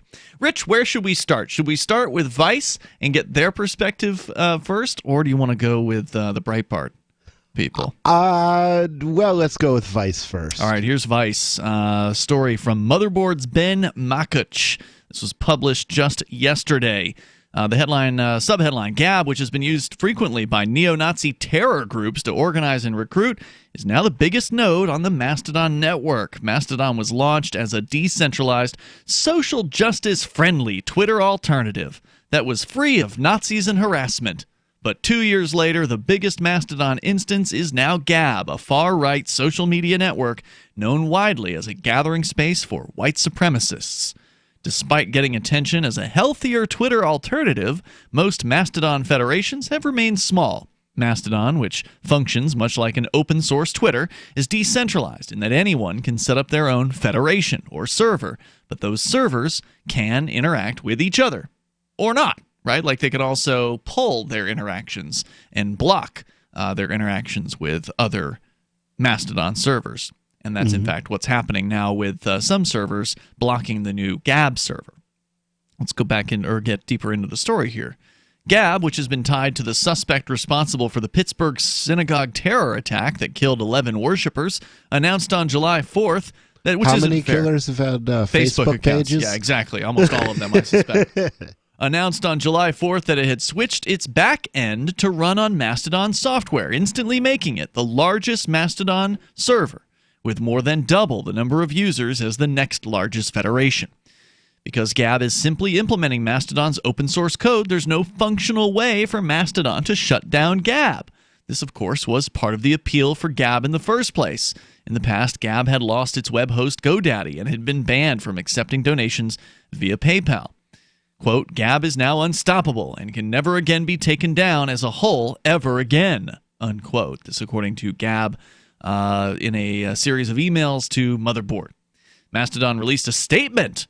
Mastodon, the organization. So just to be clear, what is Mastodon? It's a piece of software, an open source, free piece of software that some lefties in Europe, I believe Germany and France are the two primary countries in which the programmers for Mastodon live. These are the people who created what is brilliant software that allows decentralized federated servers to pop up anywhere they want to. Did they not see this coming? Could they really have put this software out there and not realized, people who I don't agree with might use my software. People who we don't like might run a server. I mean, is this surprising to anyone? I can't imagine how it could have surprised him. I mean, that was kind of part of their point, was that, nobody could take you down. Well, of course, the people that people are trying to take down are the people who are hated. And Nazis are hated for good reason. Yeah, absolutely. I wish commies were equally hated because they killed a lot more people, but they're both hateful ideologies. And they did target Gab, Mastodon releasing a statement saying they are denouncing Gab for using its tool and claimed it will do everything in its power to isolate the Gab server. It also said some servers in its Fediverse have been blocking Gab's domains, meaning that Gab cannot interact with them. Quote, Mastodon is completely opposed to Gab's project and philosophy, which seeks to monetize and platform racist content while hiding behind the banner of free speech, said Mastodon in the statement on their website. They said further, quote, the Mastodon community does not approve of their attempt to hijack our infrastructure. Now, that's a strange way of putting download our free software. Yeah, it really is. It's disappointing that the Mastodon people would go as far as they have already gone on this, but it's not over yet. There's more to say about it. They say, and I'm sorry, they don't speak for the Mastodon community. The only thing the programmers of Mastodon can speak for are the programmers of Mastodon. Yeah. And because it's open source, anybody who wanted to, what they call fork this project, could easily do that. So if you wanted to, or if Gab wanted to, or if anybody who had the programming chops wanted to, they could just go ahead. Like, for instance, if Mastodon released an update that blocks the IP addresses or something of Gab's server, which they could do, somebody could just fork the project and make sure that code, that nasty code, is not in there and have a free version of Mastodon again. Yeah, rolling back a patch is about the easiest thing to do. Mastodon, they say, is completely opposed. They do not approve of their attempt to hijack our infrastructure. Well, that almost suggests that Gab has come in and done some sort of a hack job and taken over their servers, when in point of fact, that's not what's happening here at all. They downloaded free software, they installed it on their own server, and they invited people to participate in it. And the Mastodon programmers are throwing a hissy fit over this. The toll-free number is 855-450-FREE. That's 855-450-3733. Rather than just use the tool at their disposal to, not federate with this unwanted server, they're going a little bit further than that with some of the, and I don't know if they mentioned this in this article, but apparently some of the Mastodon apps are also blocking Gab. We can talk more about it. It's Free Talk Live. If you feel you've been lied to, pressured, or misled into buying your timeshare, you have the right to cancel completely. This is Steve Sanchez, and I'd like to introduce you to Wesley Financial Group, the leading top-rated timeshare cancellation company in the country. That's right, no more excessive fees or lifetime commitments that make you feel like you're serving a prison sentence. Founded by CEO Chuck McDowell, a pioneer in the industry who went into federal court and won against the largest timeshare resort company in the world just to help you get out of your timeshare. Too good to be true? No. Countless most testimonials and the highest ratings from the Better Business Bureau make Wesley Financial Group the real deal, and their money-back guarantee they put in writing makes them the Steve Sanchez choice for successfully canceling your timeshare guaranteed. To get their free information kit, call 1-800-475-1919. That's 1-800-475-1919, or visit them at timesharecancellations.com. That's 1-800-475-1919. Have you checked your Google search results lately? Search results are usually the first impression that people form of you or your business. So make sure that they create a positive impression with Reputation Defender. What the internet says about you can have a big impact on your life and your livelihood, even if it's not true. Fortunately, you can now control how you look online and in online search results with Reputation Defender. Call 800-831-0771 now. That's 800-831-0771 for your free reputation analysis. If you have negative material from an ex-employee, upset patient, or former client, newspaper article, legal issue, social media, or other source showing up in your search results, you can combat it with Reputation Defender. Our dedicated experts in patented technology can help make your online search results look their best. Call 800-831-0771 to learn more. 800-831-0771. That's 800-831-0771. Why did you move to the Shire? I moved here to the Shire because there's other people around who take liberty just as seriously as I do. I moved to the Shire because I saw videos of people challenging authority and thought that I could get support myself. It called to me, like, do this, right now. I wanted to be around people like me who got it, and once I got here, I knew there was nowhere else that I wanted to be. I've always wanted to change the world, so I moved to the Shire to join people who were actually working towards doing the same thing. The people here are awesome, loving, and positive. It was for the adventure and for the feeling of something important is happening here, and I just wanted to come to sort of be part of that. Visit ShireSociety.com to read and sign the Shire Society Declaration and learn the reasons why, if you love liberty, you should immigrate to the Shire. Plus, connect with others via the forum at ShireSociety.com. That's ShireSociety.com. Some of you asked, and now we've delivered. LRN.FM's live Keene, New Hampshire studio shows are now streamed in HD on Twitch. Visit our channel at twitch.lrn.fm and give it a follow. If you have Amazon Prime, you get one free subscription on Twitch. If you use it on our channel, Twitch will give LRN.FM a monthly piece of your Prime subscription cost. So please watch, follow, share, and subscribe to twitch.lrn.fm. That's twitch.lrn.fm. The new 4th edition of Healing Our World, The Compassion of Libertarianism, will take your understanding of liberty to a deeper level and has over 1,300 updated references, new cartoons, and a foreword by Dr. Ron Paul. With discounts for multiple book purchases, the 4th edition of Healing Our World is a great gift for the liberals, pragmatists, environmentalists, and Christians in your life who think libertarianism is cold-hearted. Get yours today at healing.freetalklive.com and use promo code FTL for a $5 discount. Love what we do? Please help support our international satellite channels at patreon.lrn.fm. That's patreon.lrn.fm.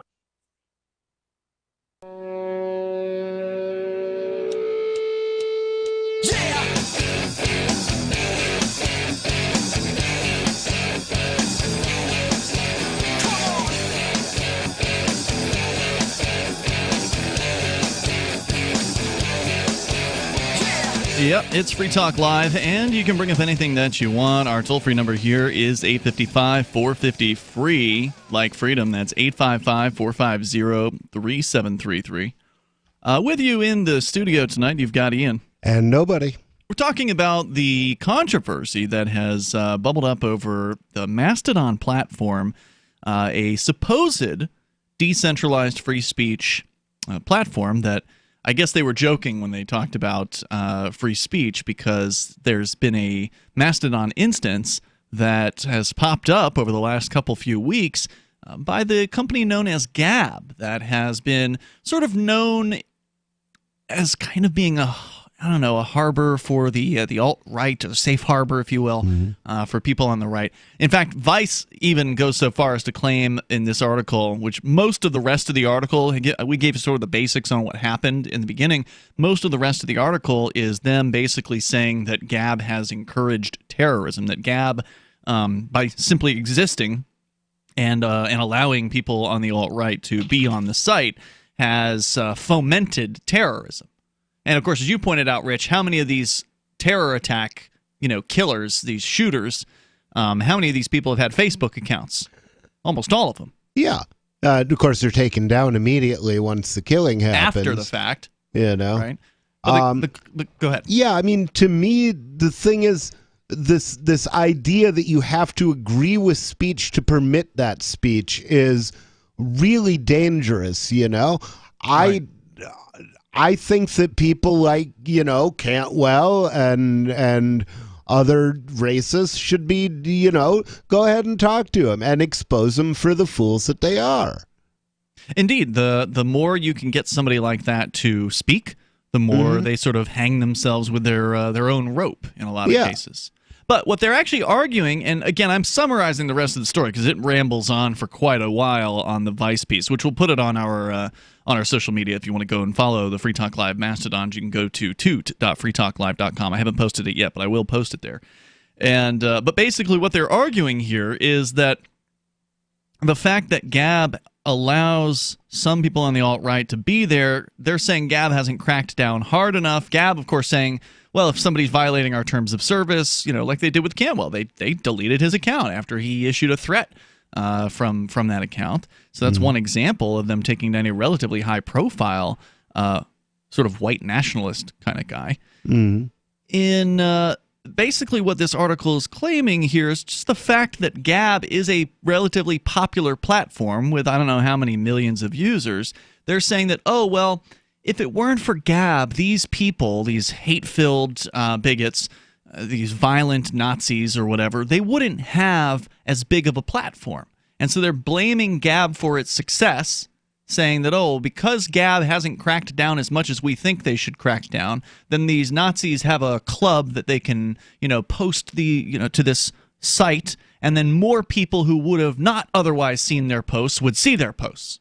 So that's basically the argument here, is that Gab is somehow encouraging violence, and that they're encouraging these attacks simply by existing, simply by being a popular platform.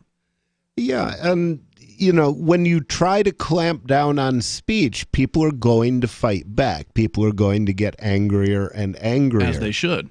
Yeah, and it's I think it makes these causes that I disagree with, the things like the Nazis, it makes them look better by comparison, right, sympathetic, when their enemies stoop to their level and use basically fascist tactics. That's a great point. If you want to weigh in, you can. Our toll-free number is 855-450-FREE. Let's talk to Bill. He's in Alabama watching us on YouTube. Go ahead, Bill. Hello, what's up? Hi, Bill. You're on the air. All right. I want to talk about the Jeff Epstein stuff. Well, The what? All that crap. The what? Jeff Epstein. Oh, Jeffrey Epstein, the guy who was arrested this week on alleged trafficking charges. Go ahead. And how Secretary Alex Acosta resigned from pressure from that. You have any kind of thoughts on this or whatever? I would not have even known who or what you were talking about had I not happened to have seen that story. Huh? Nope, you can't say that on the radio. We're just going to dump that and say goodbye. But I will answer his question, because he's talking about the prosecutor or somebody in I think maybe he was in the Department of Justice. He oversaw the original Jeffrey Epstein case from like 12 years ago, I think. And this same guy just resigned now over what he did then, which was to say offer a plea deal to Jeffrey Epstein. That was a pretty sweet deal. Yeah, an amazing plea deal, the kind of plea deals that defendants dream of. Yeah, exactly. I mean, he didn't get off completely, but he basically got a slap on the hand. Yeah. Well, he did less time for being a serial rapist than I did for selling weed. Yeah, He did. that's right. And he was also in a minimum security facility where he was able to go on a work release as well. Yeah, they denied me work release. That's right.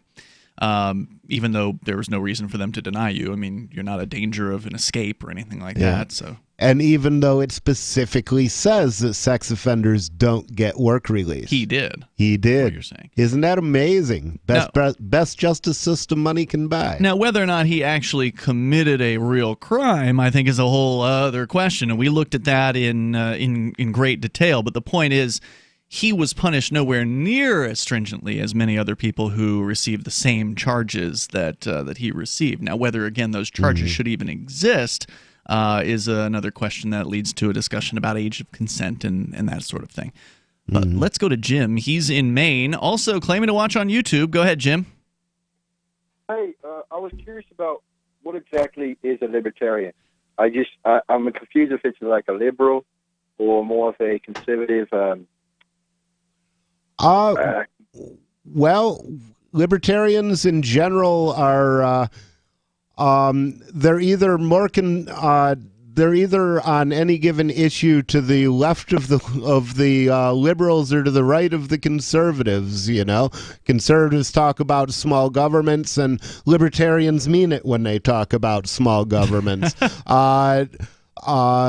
Liberals talk about free speech, and libertarians mean it when they talk about free speech. Right, and some liberals might be in favor of, that you own your own body, for instance, and libertarians are consistent. They tend to be pretty consistent with the idea that you own your own body, whereas liberals seem to be all over the map on, they might be in favor of marijuana decriminalization or legalization, but we can't be doing that with, LSD or heroin. My God.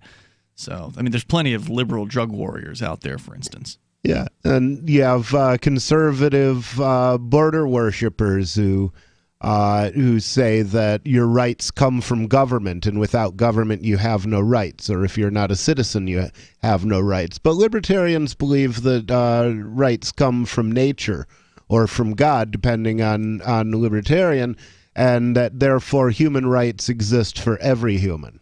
While I agree that human rights exist for every human, I would say they come from humans, which of course is another way of saying it comes from nature, because we have to enumerate and acknowledge what those rights are. We have to agree on them, because if we can't agree on what those rights are, then they're clearly not universal. Yeah, I would agree on that. So let me bring Jim back on here. I just put you on hold, Jim, because we've had a number of crank calls here tonight, and I'm not sure what your intentions are. So go ahead.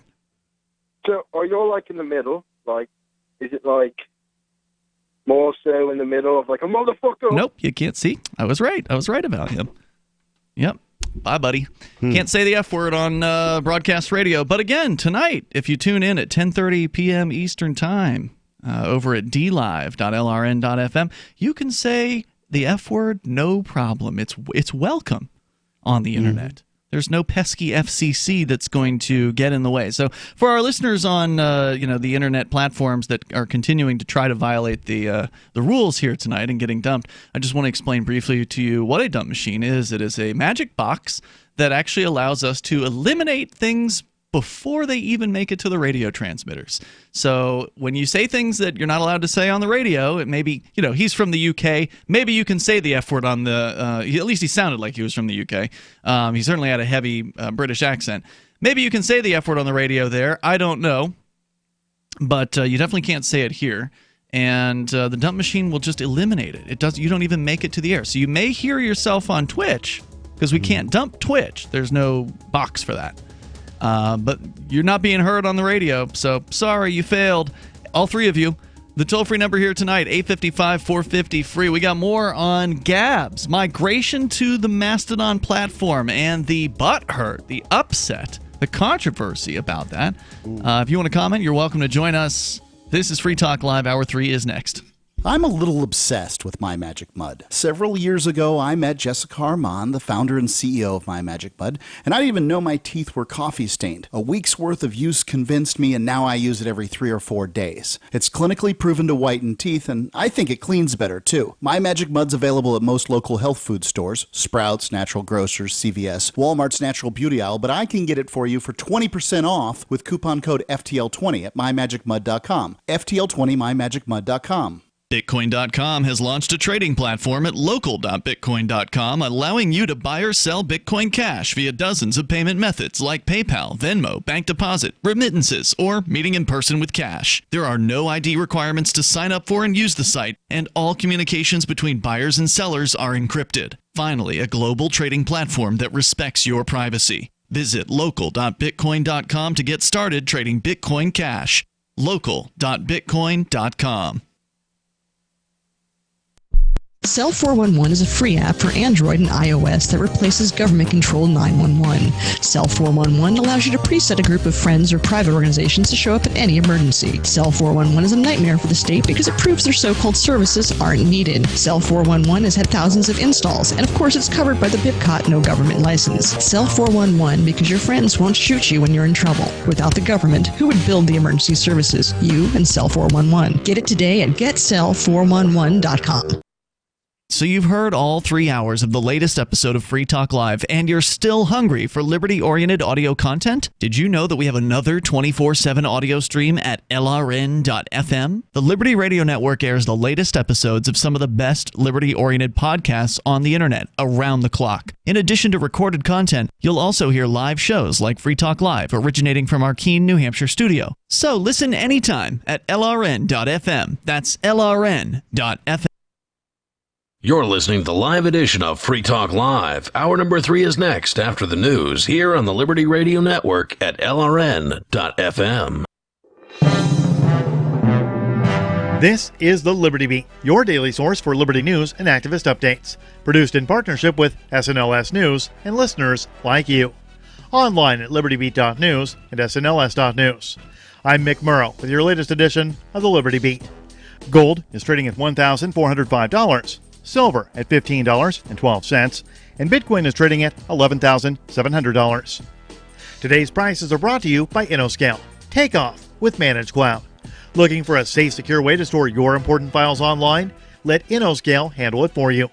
Their high-availability cloud servers are the perfect solution for clients needing one or more secure, scalable servers with built-in hardware failover protection. For details, see them online at innoscale.net.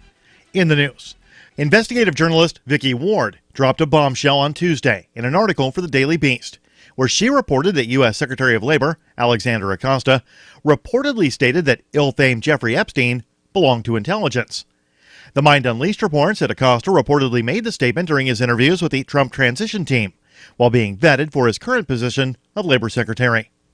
As the former U.S. Attorney in Miami, Acosta infamously cut Epstein a non-prosecution plea deal in 2007. For charges related to the sexual exploitation of underage girls. After being asked if the Epstein case would cause a problem in his confirmation hearings, Acosta reportedly responded that he only ever had one meeting about the case and had been told to back off, and that Epstein was above his pay grade. Quote, "I was told Epstein belonged to intelligence and to leave it alone," end quote, Acosta told his interviewers. The Department of Labor had no comment when asked about it, according to the Daily Beast. The Liberty Beat is sponsored in part by Brave Botanicals. High-quality kratom and CBD at reasonable prices with excellent customer service. Brave Botanicals is activist-owned and mission-driven and believes so strongly in the power of kratom, they're giving it away for free. Just go to freeounceofkratom.com for a free ounce of kratom delivered to your door. Just pay shipping. That's freeounceofkratom.com. This is the latest edition of the Liberty Beat. Find us online at libertybeat.news and snls.news.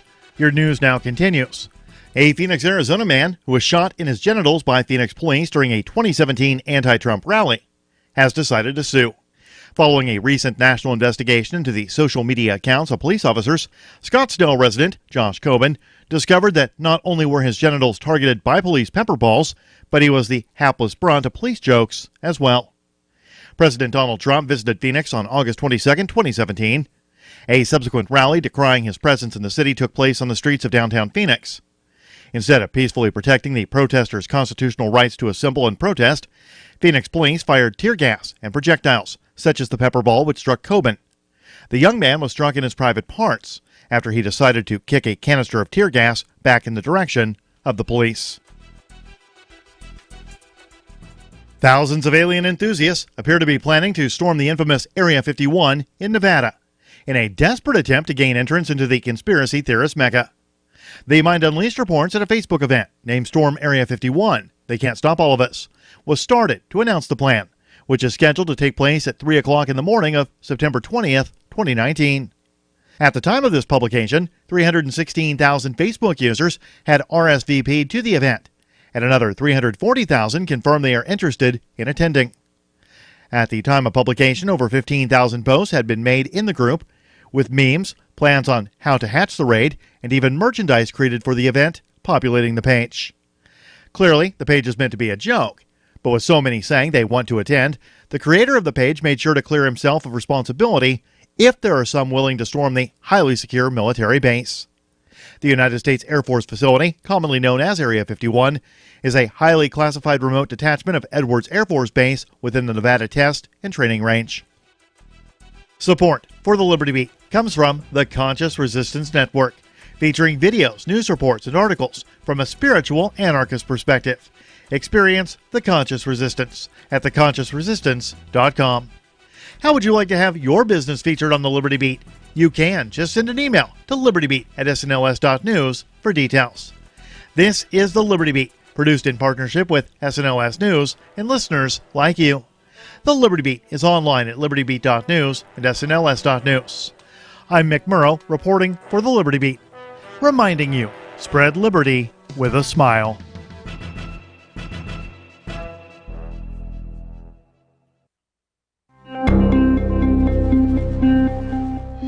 The Surgeon General warns teens the cinnamon challenge is not for pussies. Taylor Swift is now dating the Watertown boat, and a middle-aged funeral director buys a flashy red hearse. We pity your pathetic dependence on this for your weekly news, but here we go anyway. This is the Onion Week in Review. A study released this week by the National Institutes of Health confirmed that for the 25th straight year, wolf attacks remain the leading cause of death in the United States. The Human Health Agency's findings confirmed that being viciously killed by a ravenous wolf claimed the lives of over 800,000 Americans last year alone, with researchers adding that one person in the United States dies every 40 seconds from a violent wolf attack. The mortality rate associated with wolf attacks vastly outstrips the death tolls of cancer, stroke, and chronic respiratory disease. People should know that anyone... Oh, Jesus, no.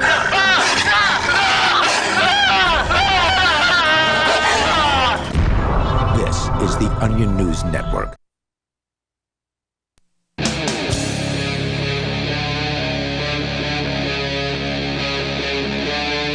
Free Talk Live.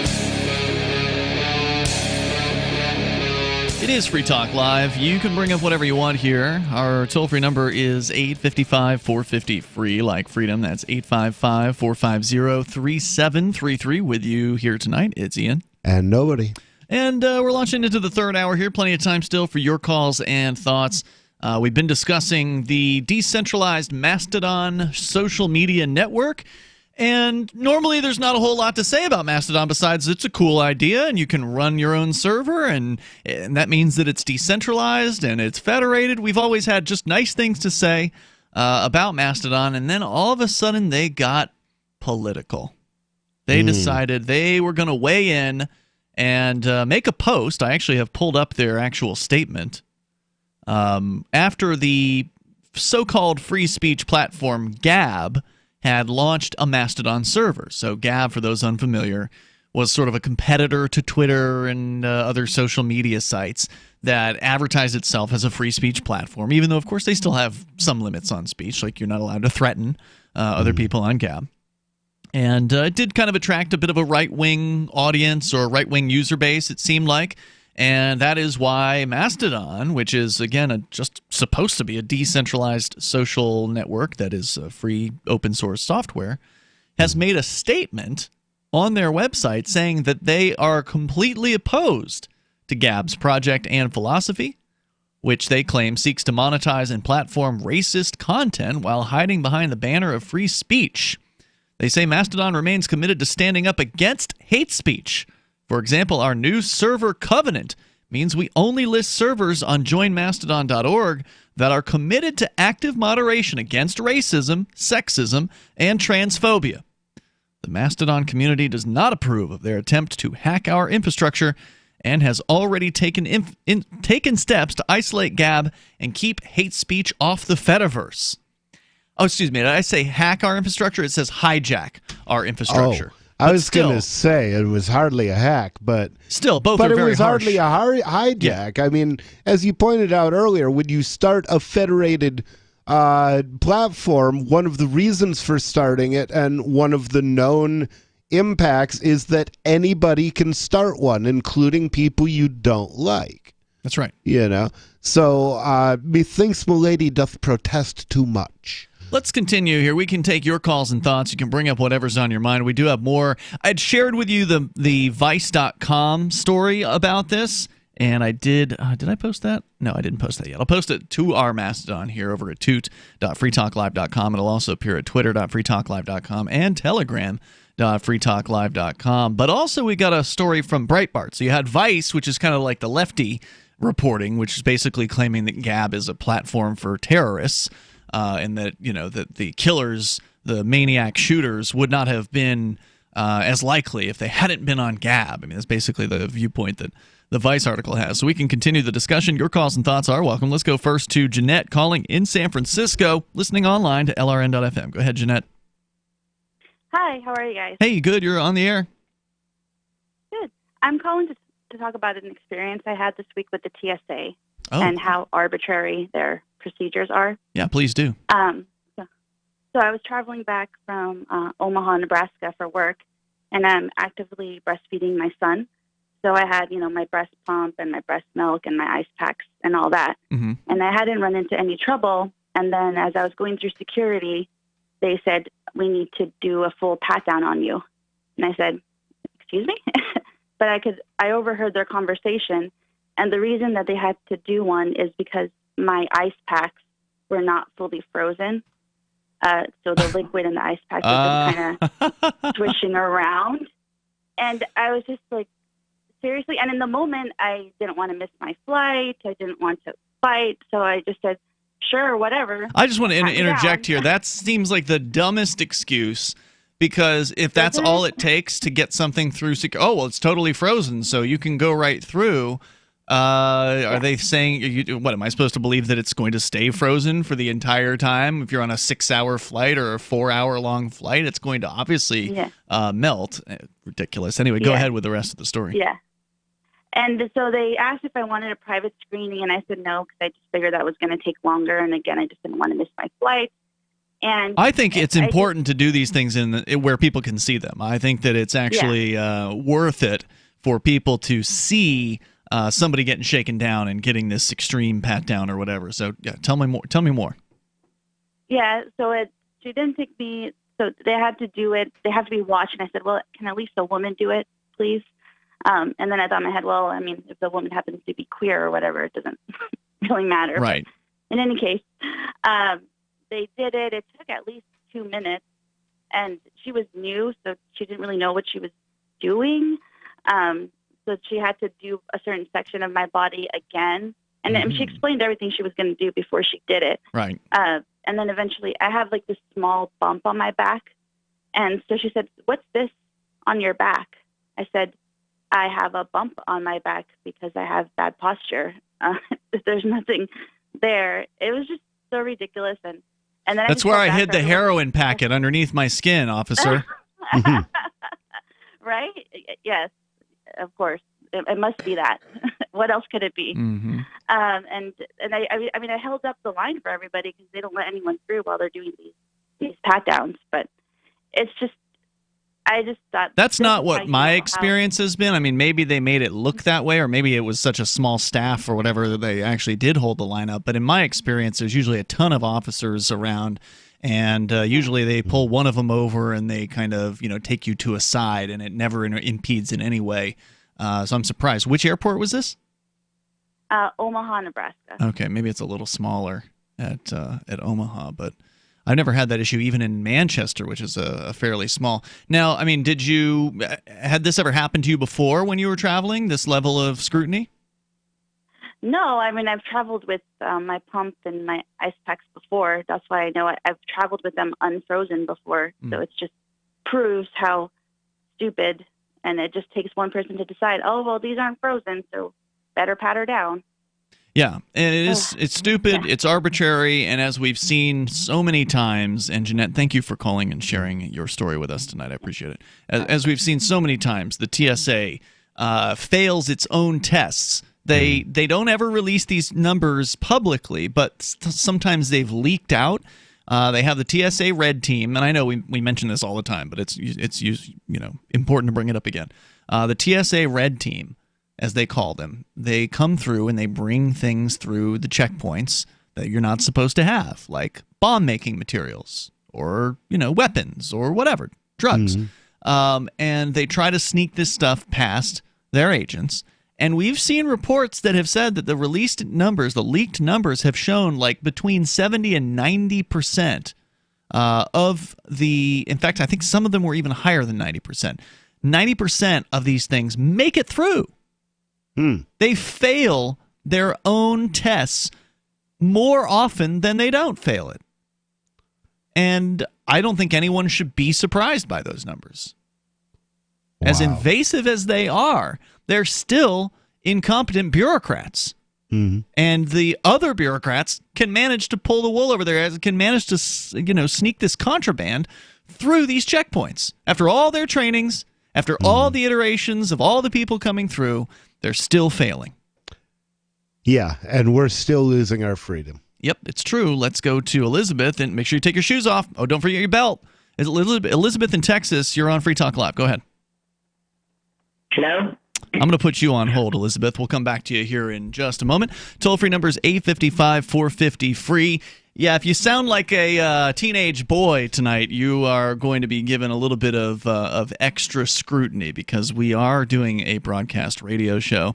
And basically, I can't be putting somebody like you on, Elizabeth, toward the end of our segment, simply because of the way the technology works that protects our airwaves from naughty words. So coming up, we're going to talk more about Mastodon and what's going on. The viewpoint from Breitbart, which is a right-wing publication, from what I can tell. So we looked at what Vice had to say about it. What do the right-wingers have to say about this controversy within the Mastodon community? And then at some point, we'll bring Elizabeth on the air and see what she has to say. 855 are you excited? 855-450-FREE, like freedom. This is Free Talk Live. This is a special alert for business owners, consultants, coaches, folks planning retirement, entrepreneurs, and anyone who is saving and investing to build a financial future. You are likely aware that financial privacy for most people has recently died a miserable death. And let's face it, without privacy, there really is no security, is there? Bankrupt governments and banks on the verge of collapse are perhaps the biggest threat to your financial future today. The Lighthouse Law Club recognizes this and has been working diligently to provide safe, secure, and productive tools to ensure your privacy, your financial security, and your future financial well-being, despite the catastrophes which many people fear are looming ahead of us. Find out more with a variety of free videos on the YouTube channel for Lighthouse Law Club. Just search YouTube for Lighthouse Law Club and secure your future today. Are you concerned that the values that made America great are no longer taught in schools? Well, I am, so I got my son the Tuttle Twins children's book series. My name is Jack, and I'm 11, and I just finished the Tuttle Twins series. It taught me about liberty, free market economics, and entrepreneurship. Give all the young people in your life a chance at reason and clear thought, because they're not going to get it at school. There are 9 books in the series, and each one teaches a set of ideas that children aren't getting elsewhere. Go to TuttleTwins.com and use coupon code FTL to get 40% off. That's TuttleTwins.com. I can definitely say that I have found the best cryptocurrency wallet. Certainly the best named one. I'm Mark Edge, and I love the Edge wallet. I've been using it for the last few months. You can buy, sell, trade, and hold your cryptocurrency securely. I trust my holdings of all the major cryptocurrencies to Edge Wallet, and you should too. No long phrases to memorize, just a username and password. Secure your freedom with Edge Wallet. Get it now on Apple or Android in the App Store or at edge.app.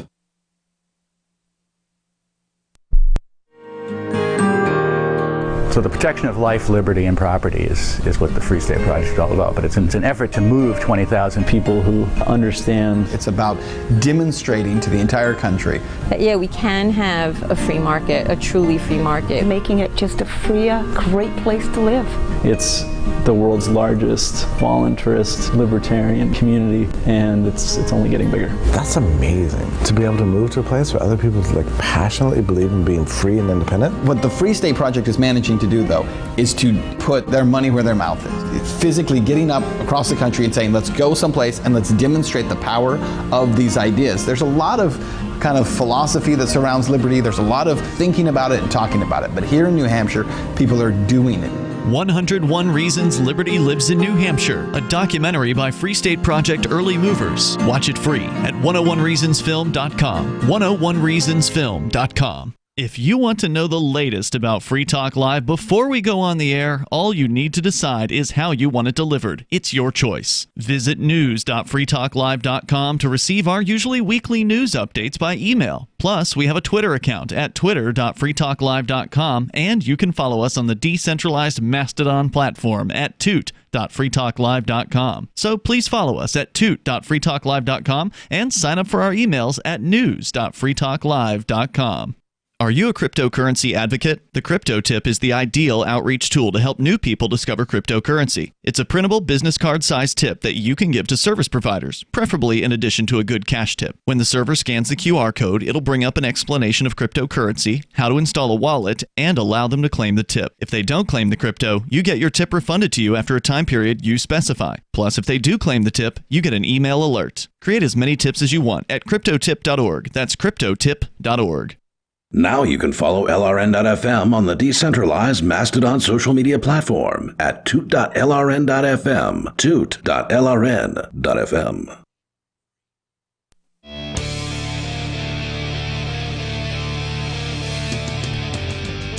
This is Free Talk Live. You're invited here if you want to join us. Toll-free number 855-450, free like freedom. That's 855-450-3733. With you tonight, it's Ian. And nobody.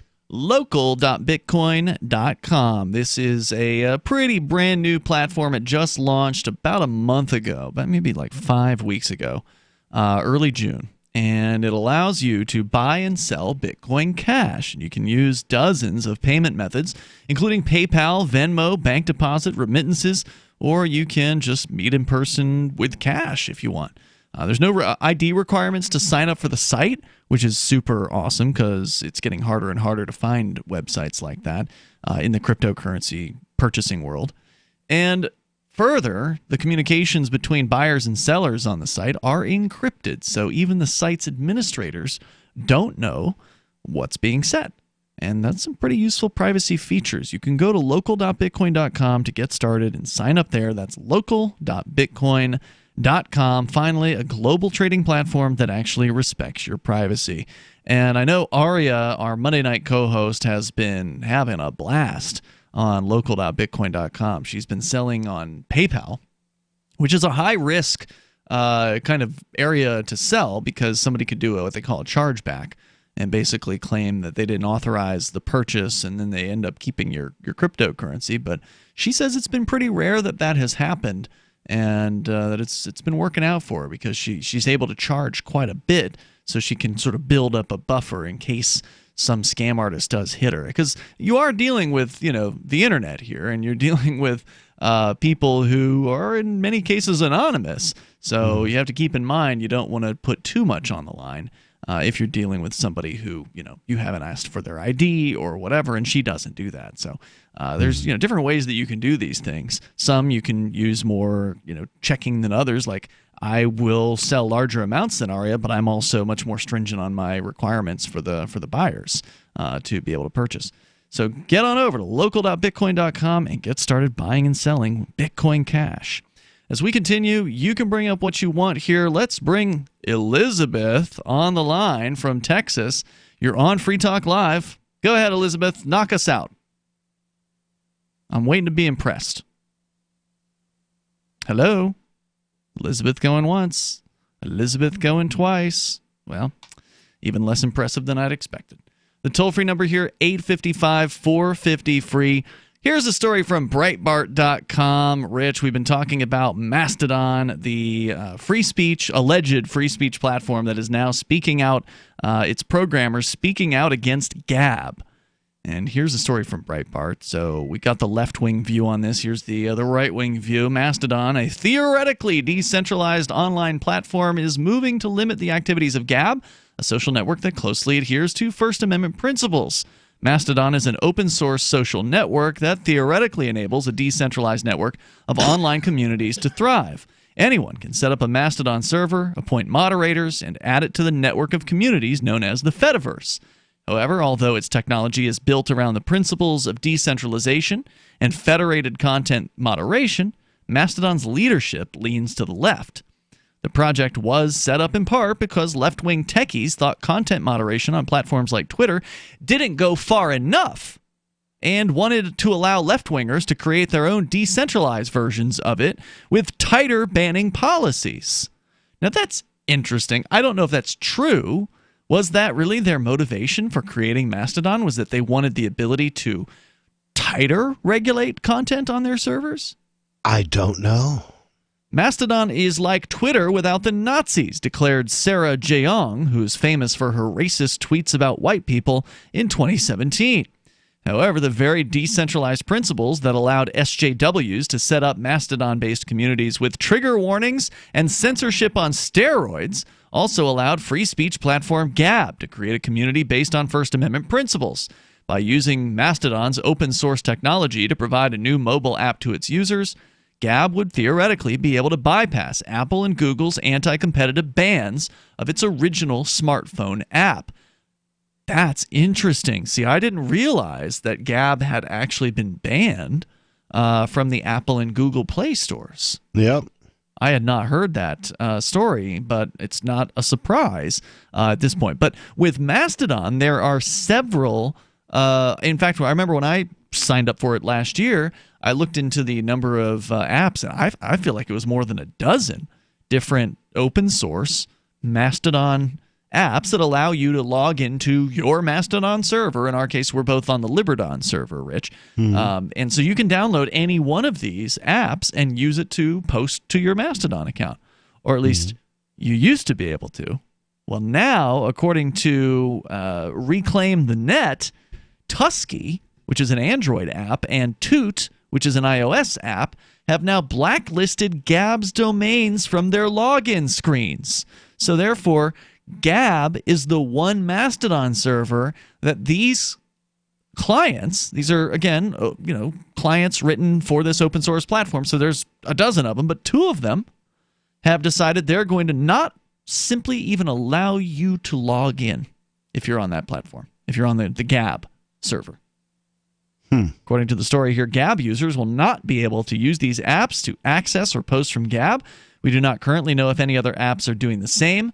Mastodon itself allows instance owners to decide which domains to block. Most servers in the Fediverse are already blocking Gab domains, and we have done. Oh, this is an excerpt from the Mastodon social post from their programmers. They say, we have done the same at mastodon.social. And you know what? That's fully within their rights, right? Like, this is how the software works. You can disconnect from other instances of it, and that's part and parcel of, the intention behind Mastodon. Like, if you don't like another server, then go ahead and disconnect from it. That's fully within their rights. But the amount of belly aching about this, the amount of effort, all they've done is call more attention to Gab, if anything. Yeah. I mean, basically, it's just so much histrionics. And, I think partially they're afraid of being accused of being Nazi sympathizers because being social justice warriors themselves, they know the witch hunt atmosphere. So if they don't do absolutely everything to stop them. And if they're not nasty about it, then they can be accused of not being good enough social justice warriors. Right. So I think there's a lot of CYOA going on here. Cover your own ass? That's it. All of this That's comes... another context in which you can say that. You can, that's right. They say here, this is again more of the excerpt from the Mastodon official post about this. They say all of this comes as Gab has tried to work around the blocks that it had faced in launching its apps on Apple and Google's app stores by releasing a new open source Mastodon-based version on July 4th and making use of the common protocol underlying the open technologies to allow its users to sign onto the platform and use it on their phones as well as on the web. Reacting to Mastodon's restrictive move, Gab's Twitter account said that the Mastodon community was, quote, sabotaging their own app developers with mass flagging and reporting of any app that does not block Gab's domain. Oh, my God. Yeah. So they're now going after their own. They're eating their own. They're targeting their own... Well, I mean, they're targeting what were friendly apps that were, just in the app stores to allow you to connect to any Mastodon server, and they're saying, we're going to hit your app with reports if you don't get in line and block Gab. That is just absolutely outrageous. It's making me think it's time to get off Mastodon. There's more coming up here in moments. This is Free Talk Live. You love Bitcoin. It's the future, right? Well, no, not if everyone stops using it. I mean, think about it. How many places in your town take Bitcoin? One? None? Let's be real. If this Bitcoin thing is ever going to happen, it's going to need your help. The good news is the guys at AnyPay have your back. We built a website called helpmetakebitcoin.com, and it's a place you can send any business, and they'll be set up to take Bitcoin in 5 minutes. helpmetakebitcoin.com. Are you concerned that the values that made America great are no longer taught in schools? Well, I am, so I got my son the Tuttle Twins children's book series. My name is Jack, and I'm 11, and I just finished the Tuttle Twins series. It taught me about liberty, free market economics, and entrepreneurship. Give all the young people in your life a chance at reason and clear thought, because they're not going to get it at school. There are 9 books in the series, and each one teaches a set of ideas that children aren't getting elsewhere. Go to TuttleTwins.com and use coupon code FTL to get 40% off. That's TuttleTwins.com. When commercials come on, don't push the button. Instead, listen. Even if you don't sell things for a living, you're still selling in the various conversations and transactions that make up your busy day. With money and attention so scarce now, effective communication skills have never been more important, especially if you're a job seeker. So take a lesson from Madison Avenue. Often the fewer words, the more effective the message. Like Jiffy Lube, where you never need an appointment, or the Office Max ad that says, you supply the ambition, we supply everything else. How about online ticket broker StubHub.com, the way in when it's sold out, or CyberCupidMatch.com's seductive, go ahead, it's okay to look. How cleverly and succinctly can you distill your message? For more tips, hit survivalspeech.com. I'm Holland Cook. Did you know you can legally exit the U.S. federal income tax system? Well, it's true, and thousands of American nationals are doing it. The 16th Amendment and the Internal Revenue Code are legal, but only in a limited jurisdiction. This is the basis behind the voluntary nature of the income tax. Learn the exit strategy provided by Congress.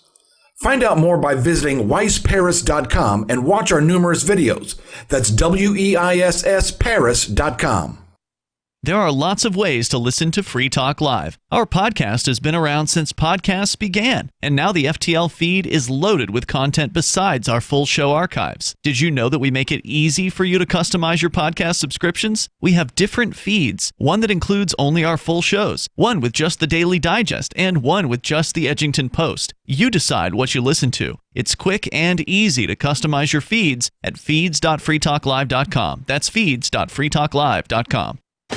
Free Talk Live. But is God against audio CDs or MP3s?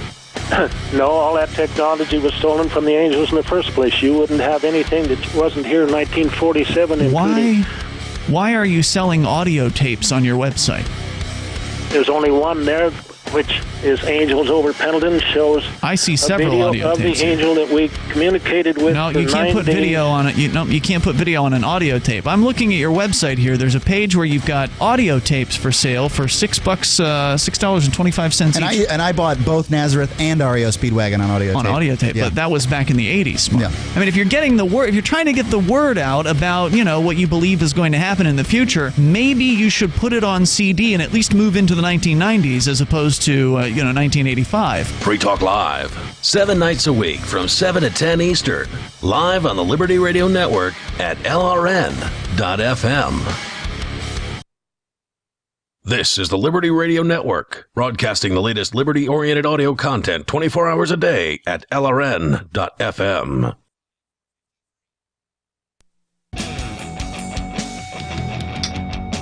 Hey, it's Free Talk Live. You can join us here. The toll-free number is 855-450-FREE like freedom. That's 855-450-3733. We have the Discord call-in line rooms. You can join them, and then you'll sound almost like you're sitting here in the studio with us over at discord.lrn.fm. As we continue here, you can bring up anything that you want. We're going to get into a little bit more about what's going on with Mastodon. Rich, you had just sounded like you were ready to call it quits on the Mastodon platform. Not necessarily call it quits, but it's very disappointing. Yeah.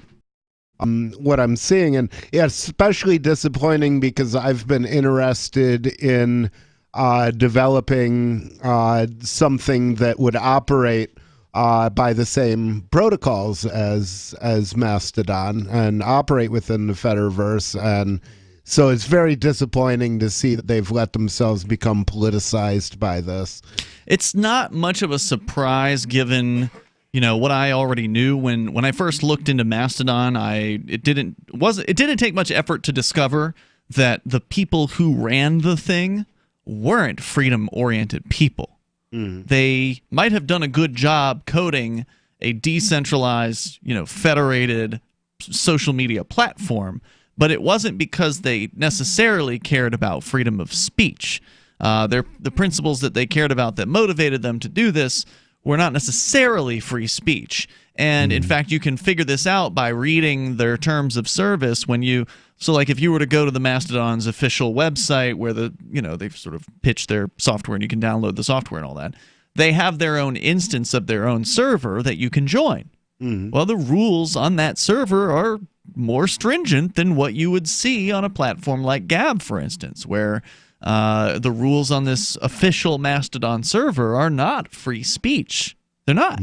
You can't say, basically in the rules it says, whatever it is it's not legal to say in Germany and France, you can't say on the official Mastodon server.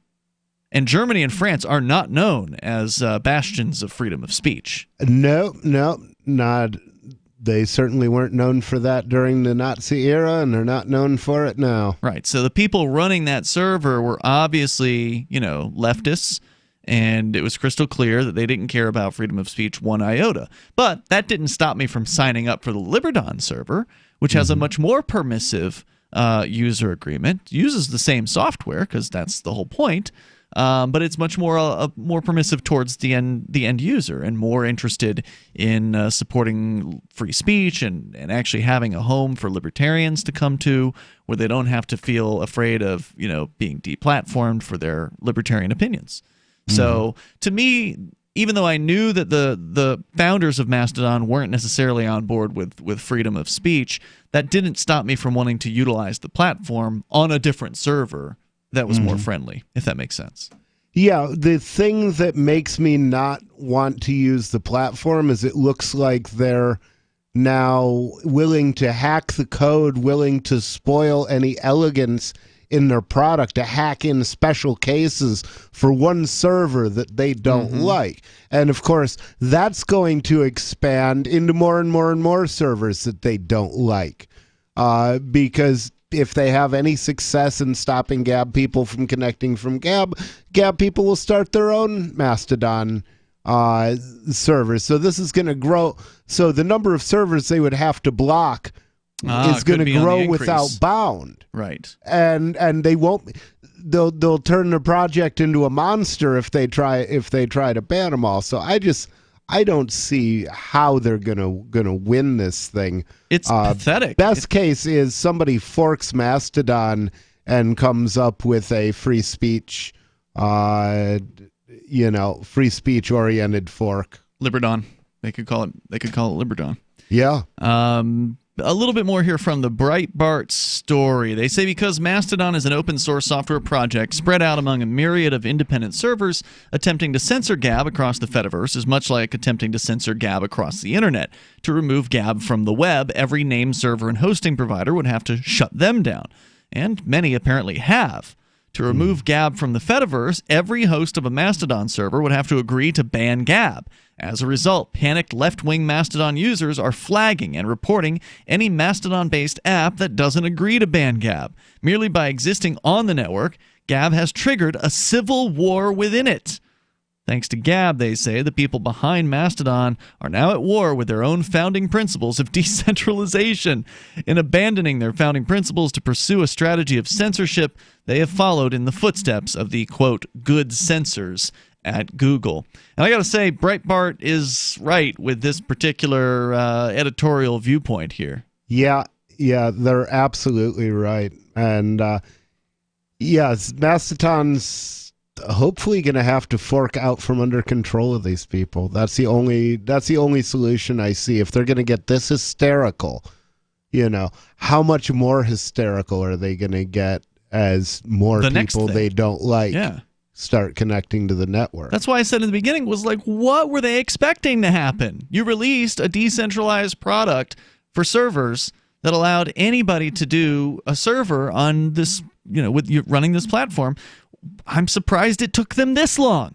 Yeah. To figure it out. And the thing is, unpopular speech is the speech that is the only speech that needs protection. Nobody's out there censoring popular speech. That's true. You're right about that. If you want to join the discussion here, you are welcome to do that. Our toll-free number is 855-450-FREE, like freedom. That's 855-450-3733. Let's see. I did have a little bit more here. Oh, yeah. In other news, by the way, coming up at 10:30 Eastern Time tonight, you can join us on our video servers at dlive.lrn.fm and twitch.lrn.fm. And when you do that, we will be talking about Belle Delphine, the young lady on Instagram and Patreon who apparently is selling her bathwater and has allegedly sold out of it.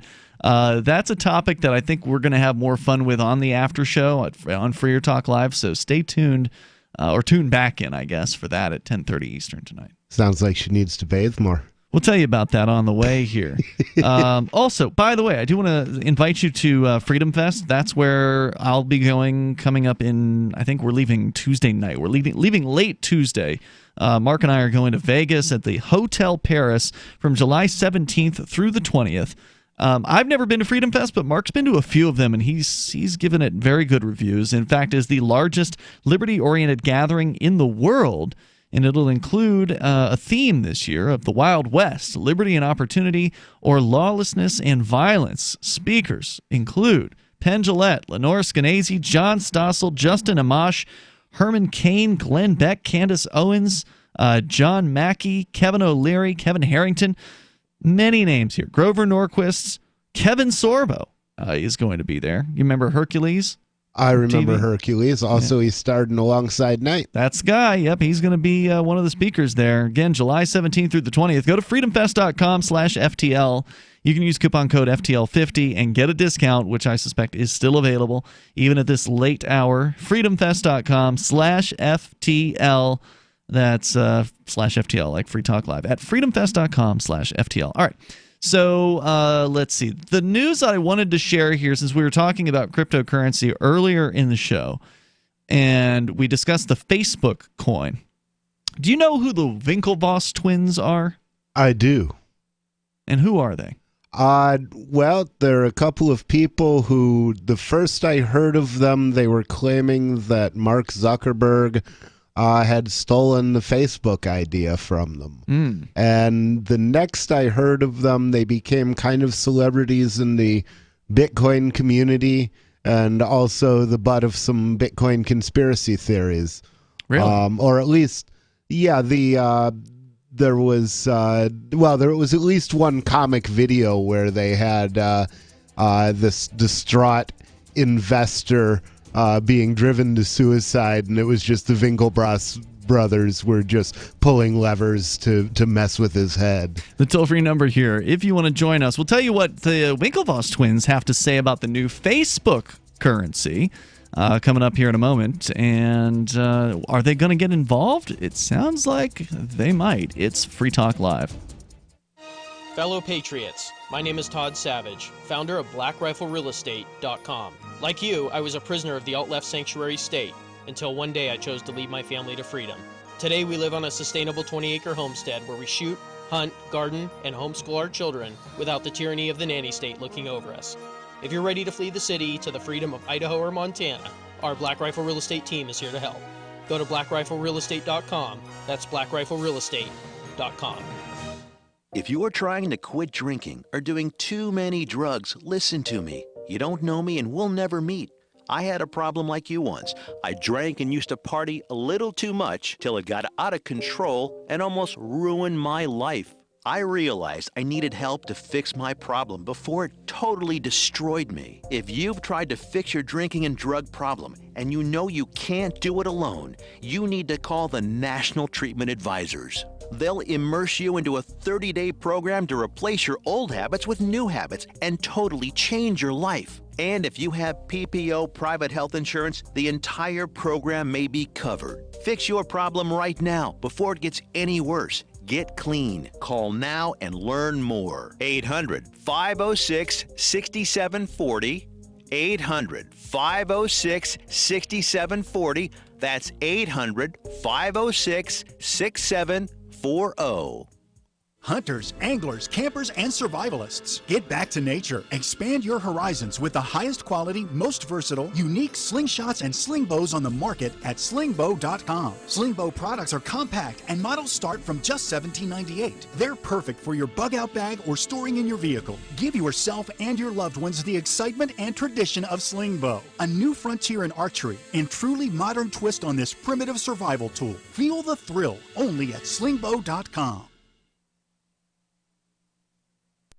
Would you like to hang out with Penn Jillette? He's keynoting Freedom Fest this year. I, for one, am thrilled. Freedom Fest is the largest liberty-oriented gathering in the world. They take a Big Tent approach with libertarians, conservatives, liberals, anarchists, and just open-minded people mingling together to hear real debates, share real solutions, and converse freely. This year's theme is the Wild West, a time of liberty and opportunity, or a time of anarchy and violence. Maybe both. Go to freedomfest.com/FTL and get your tickets now. freedomfest.com/FTL. Not convinced yet? Hey, I understand. It's a high-end event, even with coupon code FTLEB. Sure, you're likely to receive investment advice that'll make that sum seem paltry, but I have something special for you. Go to freedomfest.com/FTL and you'll get the 5 best speeches from last year for free. Call it a test drive. Do yourself a favor and go to freedomfest.com/FTL. freedomfest.com/FTL. Use coupon code FTLEB for a discount. LRN.FM now has a Discord. Discord is a free text and voice chat platform, and we now have our own server with a bunch of channels at discord.lrn.fm. You can join other listeners as they chat about various things during our live shows, or anytime, day or night. Discord software is available cross-platform, so you can have it on whatever device you want and take your chats anywhere. Join our Discord at discord.lrn.fm. That's discord.lrn.fm. My name is Jacob Hornberger. I'm president of the Future of Freedom Foundation, which Congressman Ron Paul awarded for having an outstanding freedom website. Write us at fff@fff.org, and we'll send you a free 3-month subscription to our monthly journal of libertarian essays and our booklet, Economic Liberty in the Constitution, which George Mason University economics professor Walter Williams praised in a recent column. That's fff@fff.org.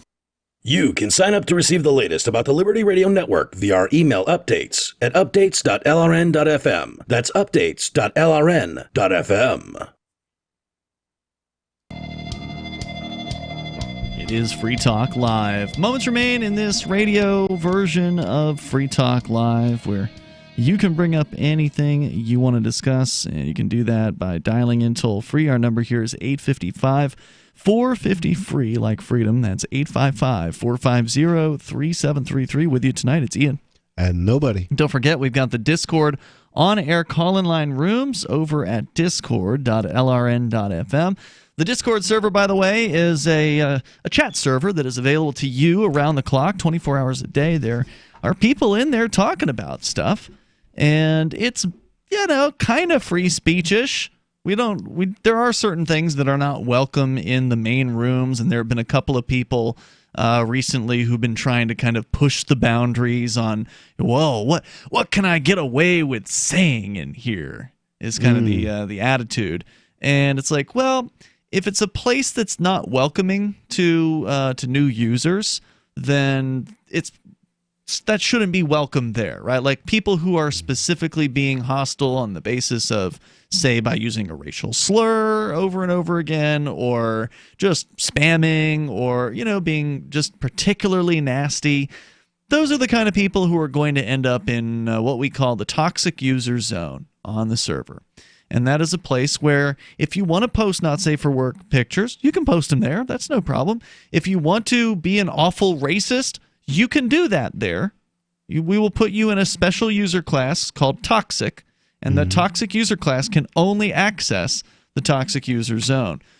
So it used to be that we would just ban those people outright when we noticed them, violating those rules. But I figured it'd be better to allow them to continue to have the ability to speak on the server, just in their own little, play area, if you will. So that way they're not cluttering up the main rooms with their garbage. You sandbox them. Exactly. And many of them are willing to stay in the sandbox. People like James from Arizona had been in there for months and had not quit the server, although it does seem that he hasn't been in there for quite a while. Anyway, check out the Discord server. Most of the time, people there are pretty well behaved, and if there's somebody who is undesirable, you can always use the block feature on them over at discord.lrn.fm. So we're talking, to come back around to the beginning where we started the show, we talked about cryptocurrency with Donald Trump coming out against Bitcoin and crypto. Now you've got the news about this Facebook crypto, the supposed cryptocurrency that may be coming out next year, and the Winklevoss twins, who are, as you may know, Rich, they are the founders of the Gemini exchange. You familiar with that one? Yep, and Gemini Dollars coin. That's one of the stable coins. Right. Yeah, that's a dollar stable coin. Correct. It's one of the newer ones. I don't know if it's really caught on yet, but I don't think it's as big as Tether, for instance. But they did come out with that, yeah. One of my wallets uses it. Really? I'm thinking the Exodus wallet has Gemini dollars. Okay, I'll have to take a look at that. As well as True USD and some other stable coins. So the Gemini exchange is one of the more obedient exchanges out there. Obviously, all the exchanges tend to obey the government, right? Like that's kind of what they do. Well, in order to continue to exist, unless they're underground, they have no choice but to do that. So, well, with the exception of local.bitcoin.com, which is actually not jumping through government hoops, because unlike these exchanges, local.bitcoin.com doesn't hold customer funds.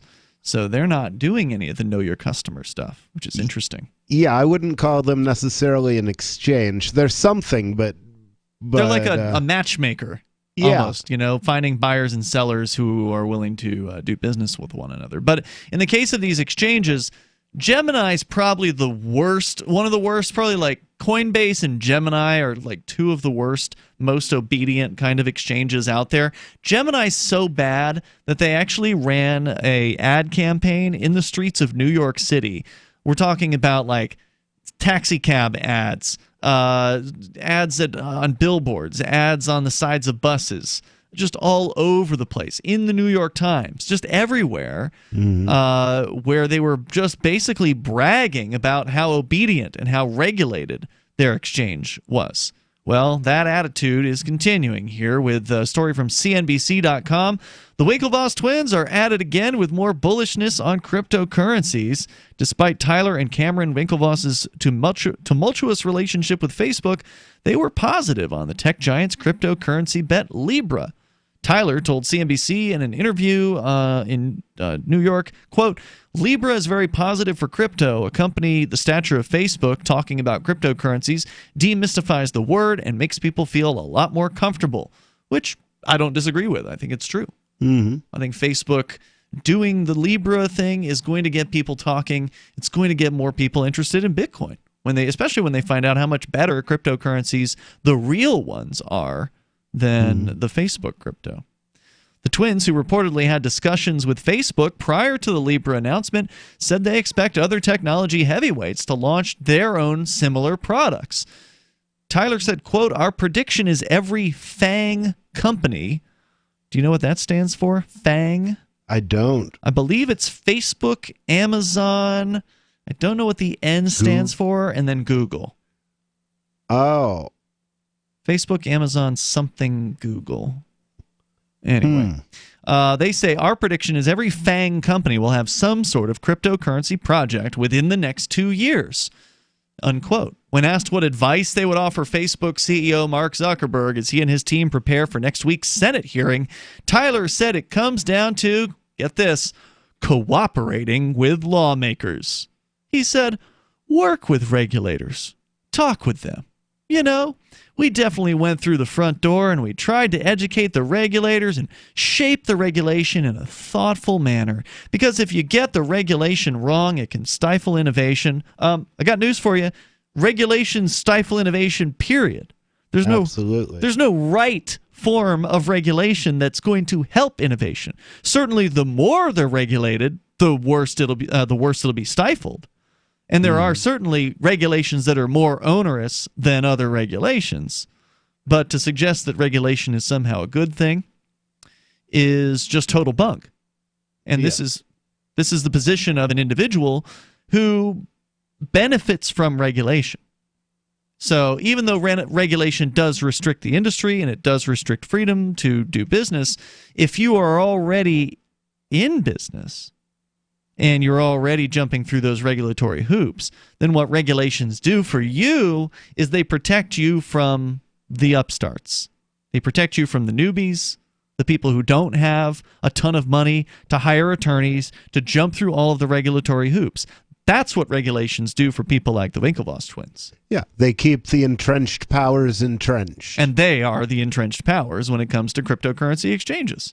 Absolutely. They're based in New York, which is the worst of all of the states by far, not only just because they're the worst freedom rating, they're terrible on the freedom charts, but also because New York passed what they call the BIT license back in 2015, and that is a set of regulations that makes it incredibly costly to start up a Bitcoin, not a Bitcoin business in that, you can still be in New York and you can still, if you're running a pizza parlor, you can still take Bitcoin as payment. That's not regulated by the BIT license.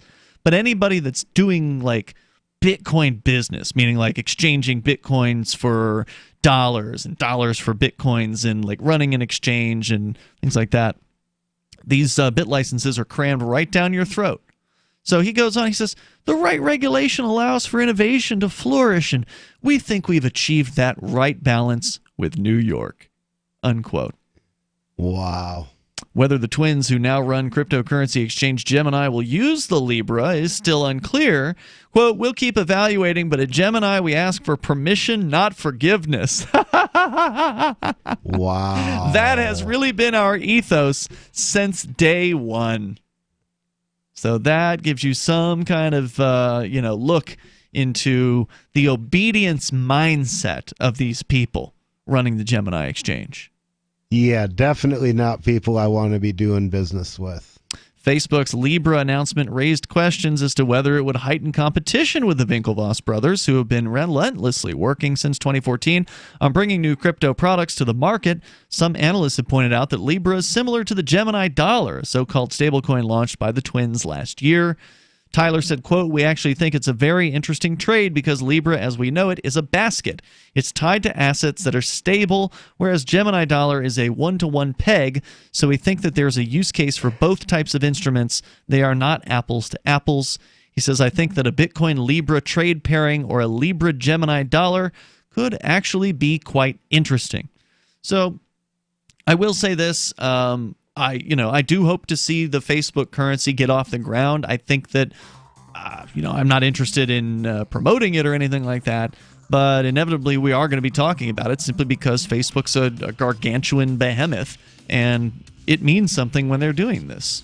So we'll continue to bring you updates as time goes on. Rich, you're coming back here in a half hour. I'll be back. We're going to do Freer Talk Live. That'll be available on our video streaming platforms, dlive.lrn.fm. You can tune us in there. That's dlive.lrn.fm. And see you then. Don't you hate that feeling in the pit of your stomach when the police pull you over? Most people have no idea how to handle it properly, and they promptly get fed into the municipal fee-generating meat grinder. Or maybe you recall that feeling you get when you go to the mailbox and see one or more letters from the IRS. You get a sense of impending doom, don't you?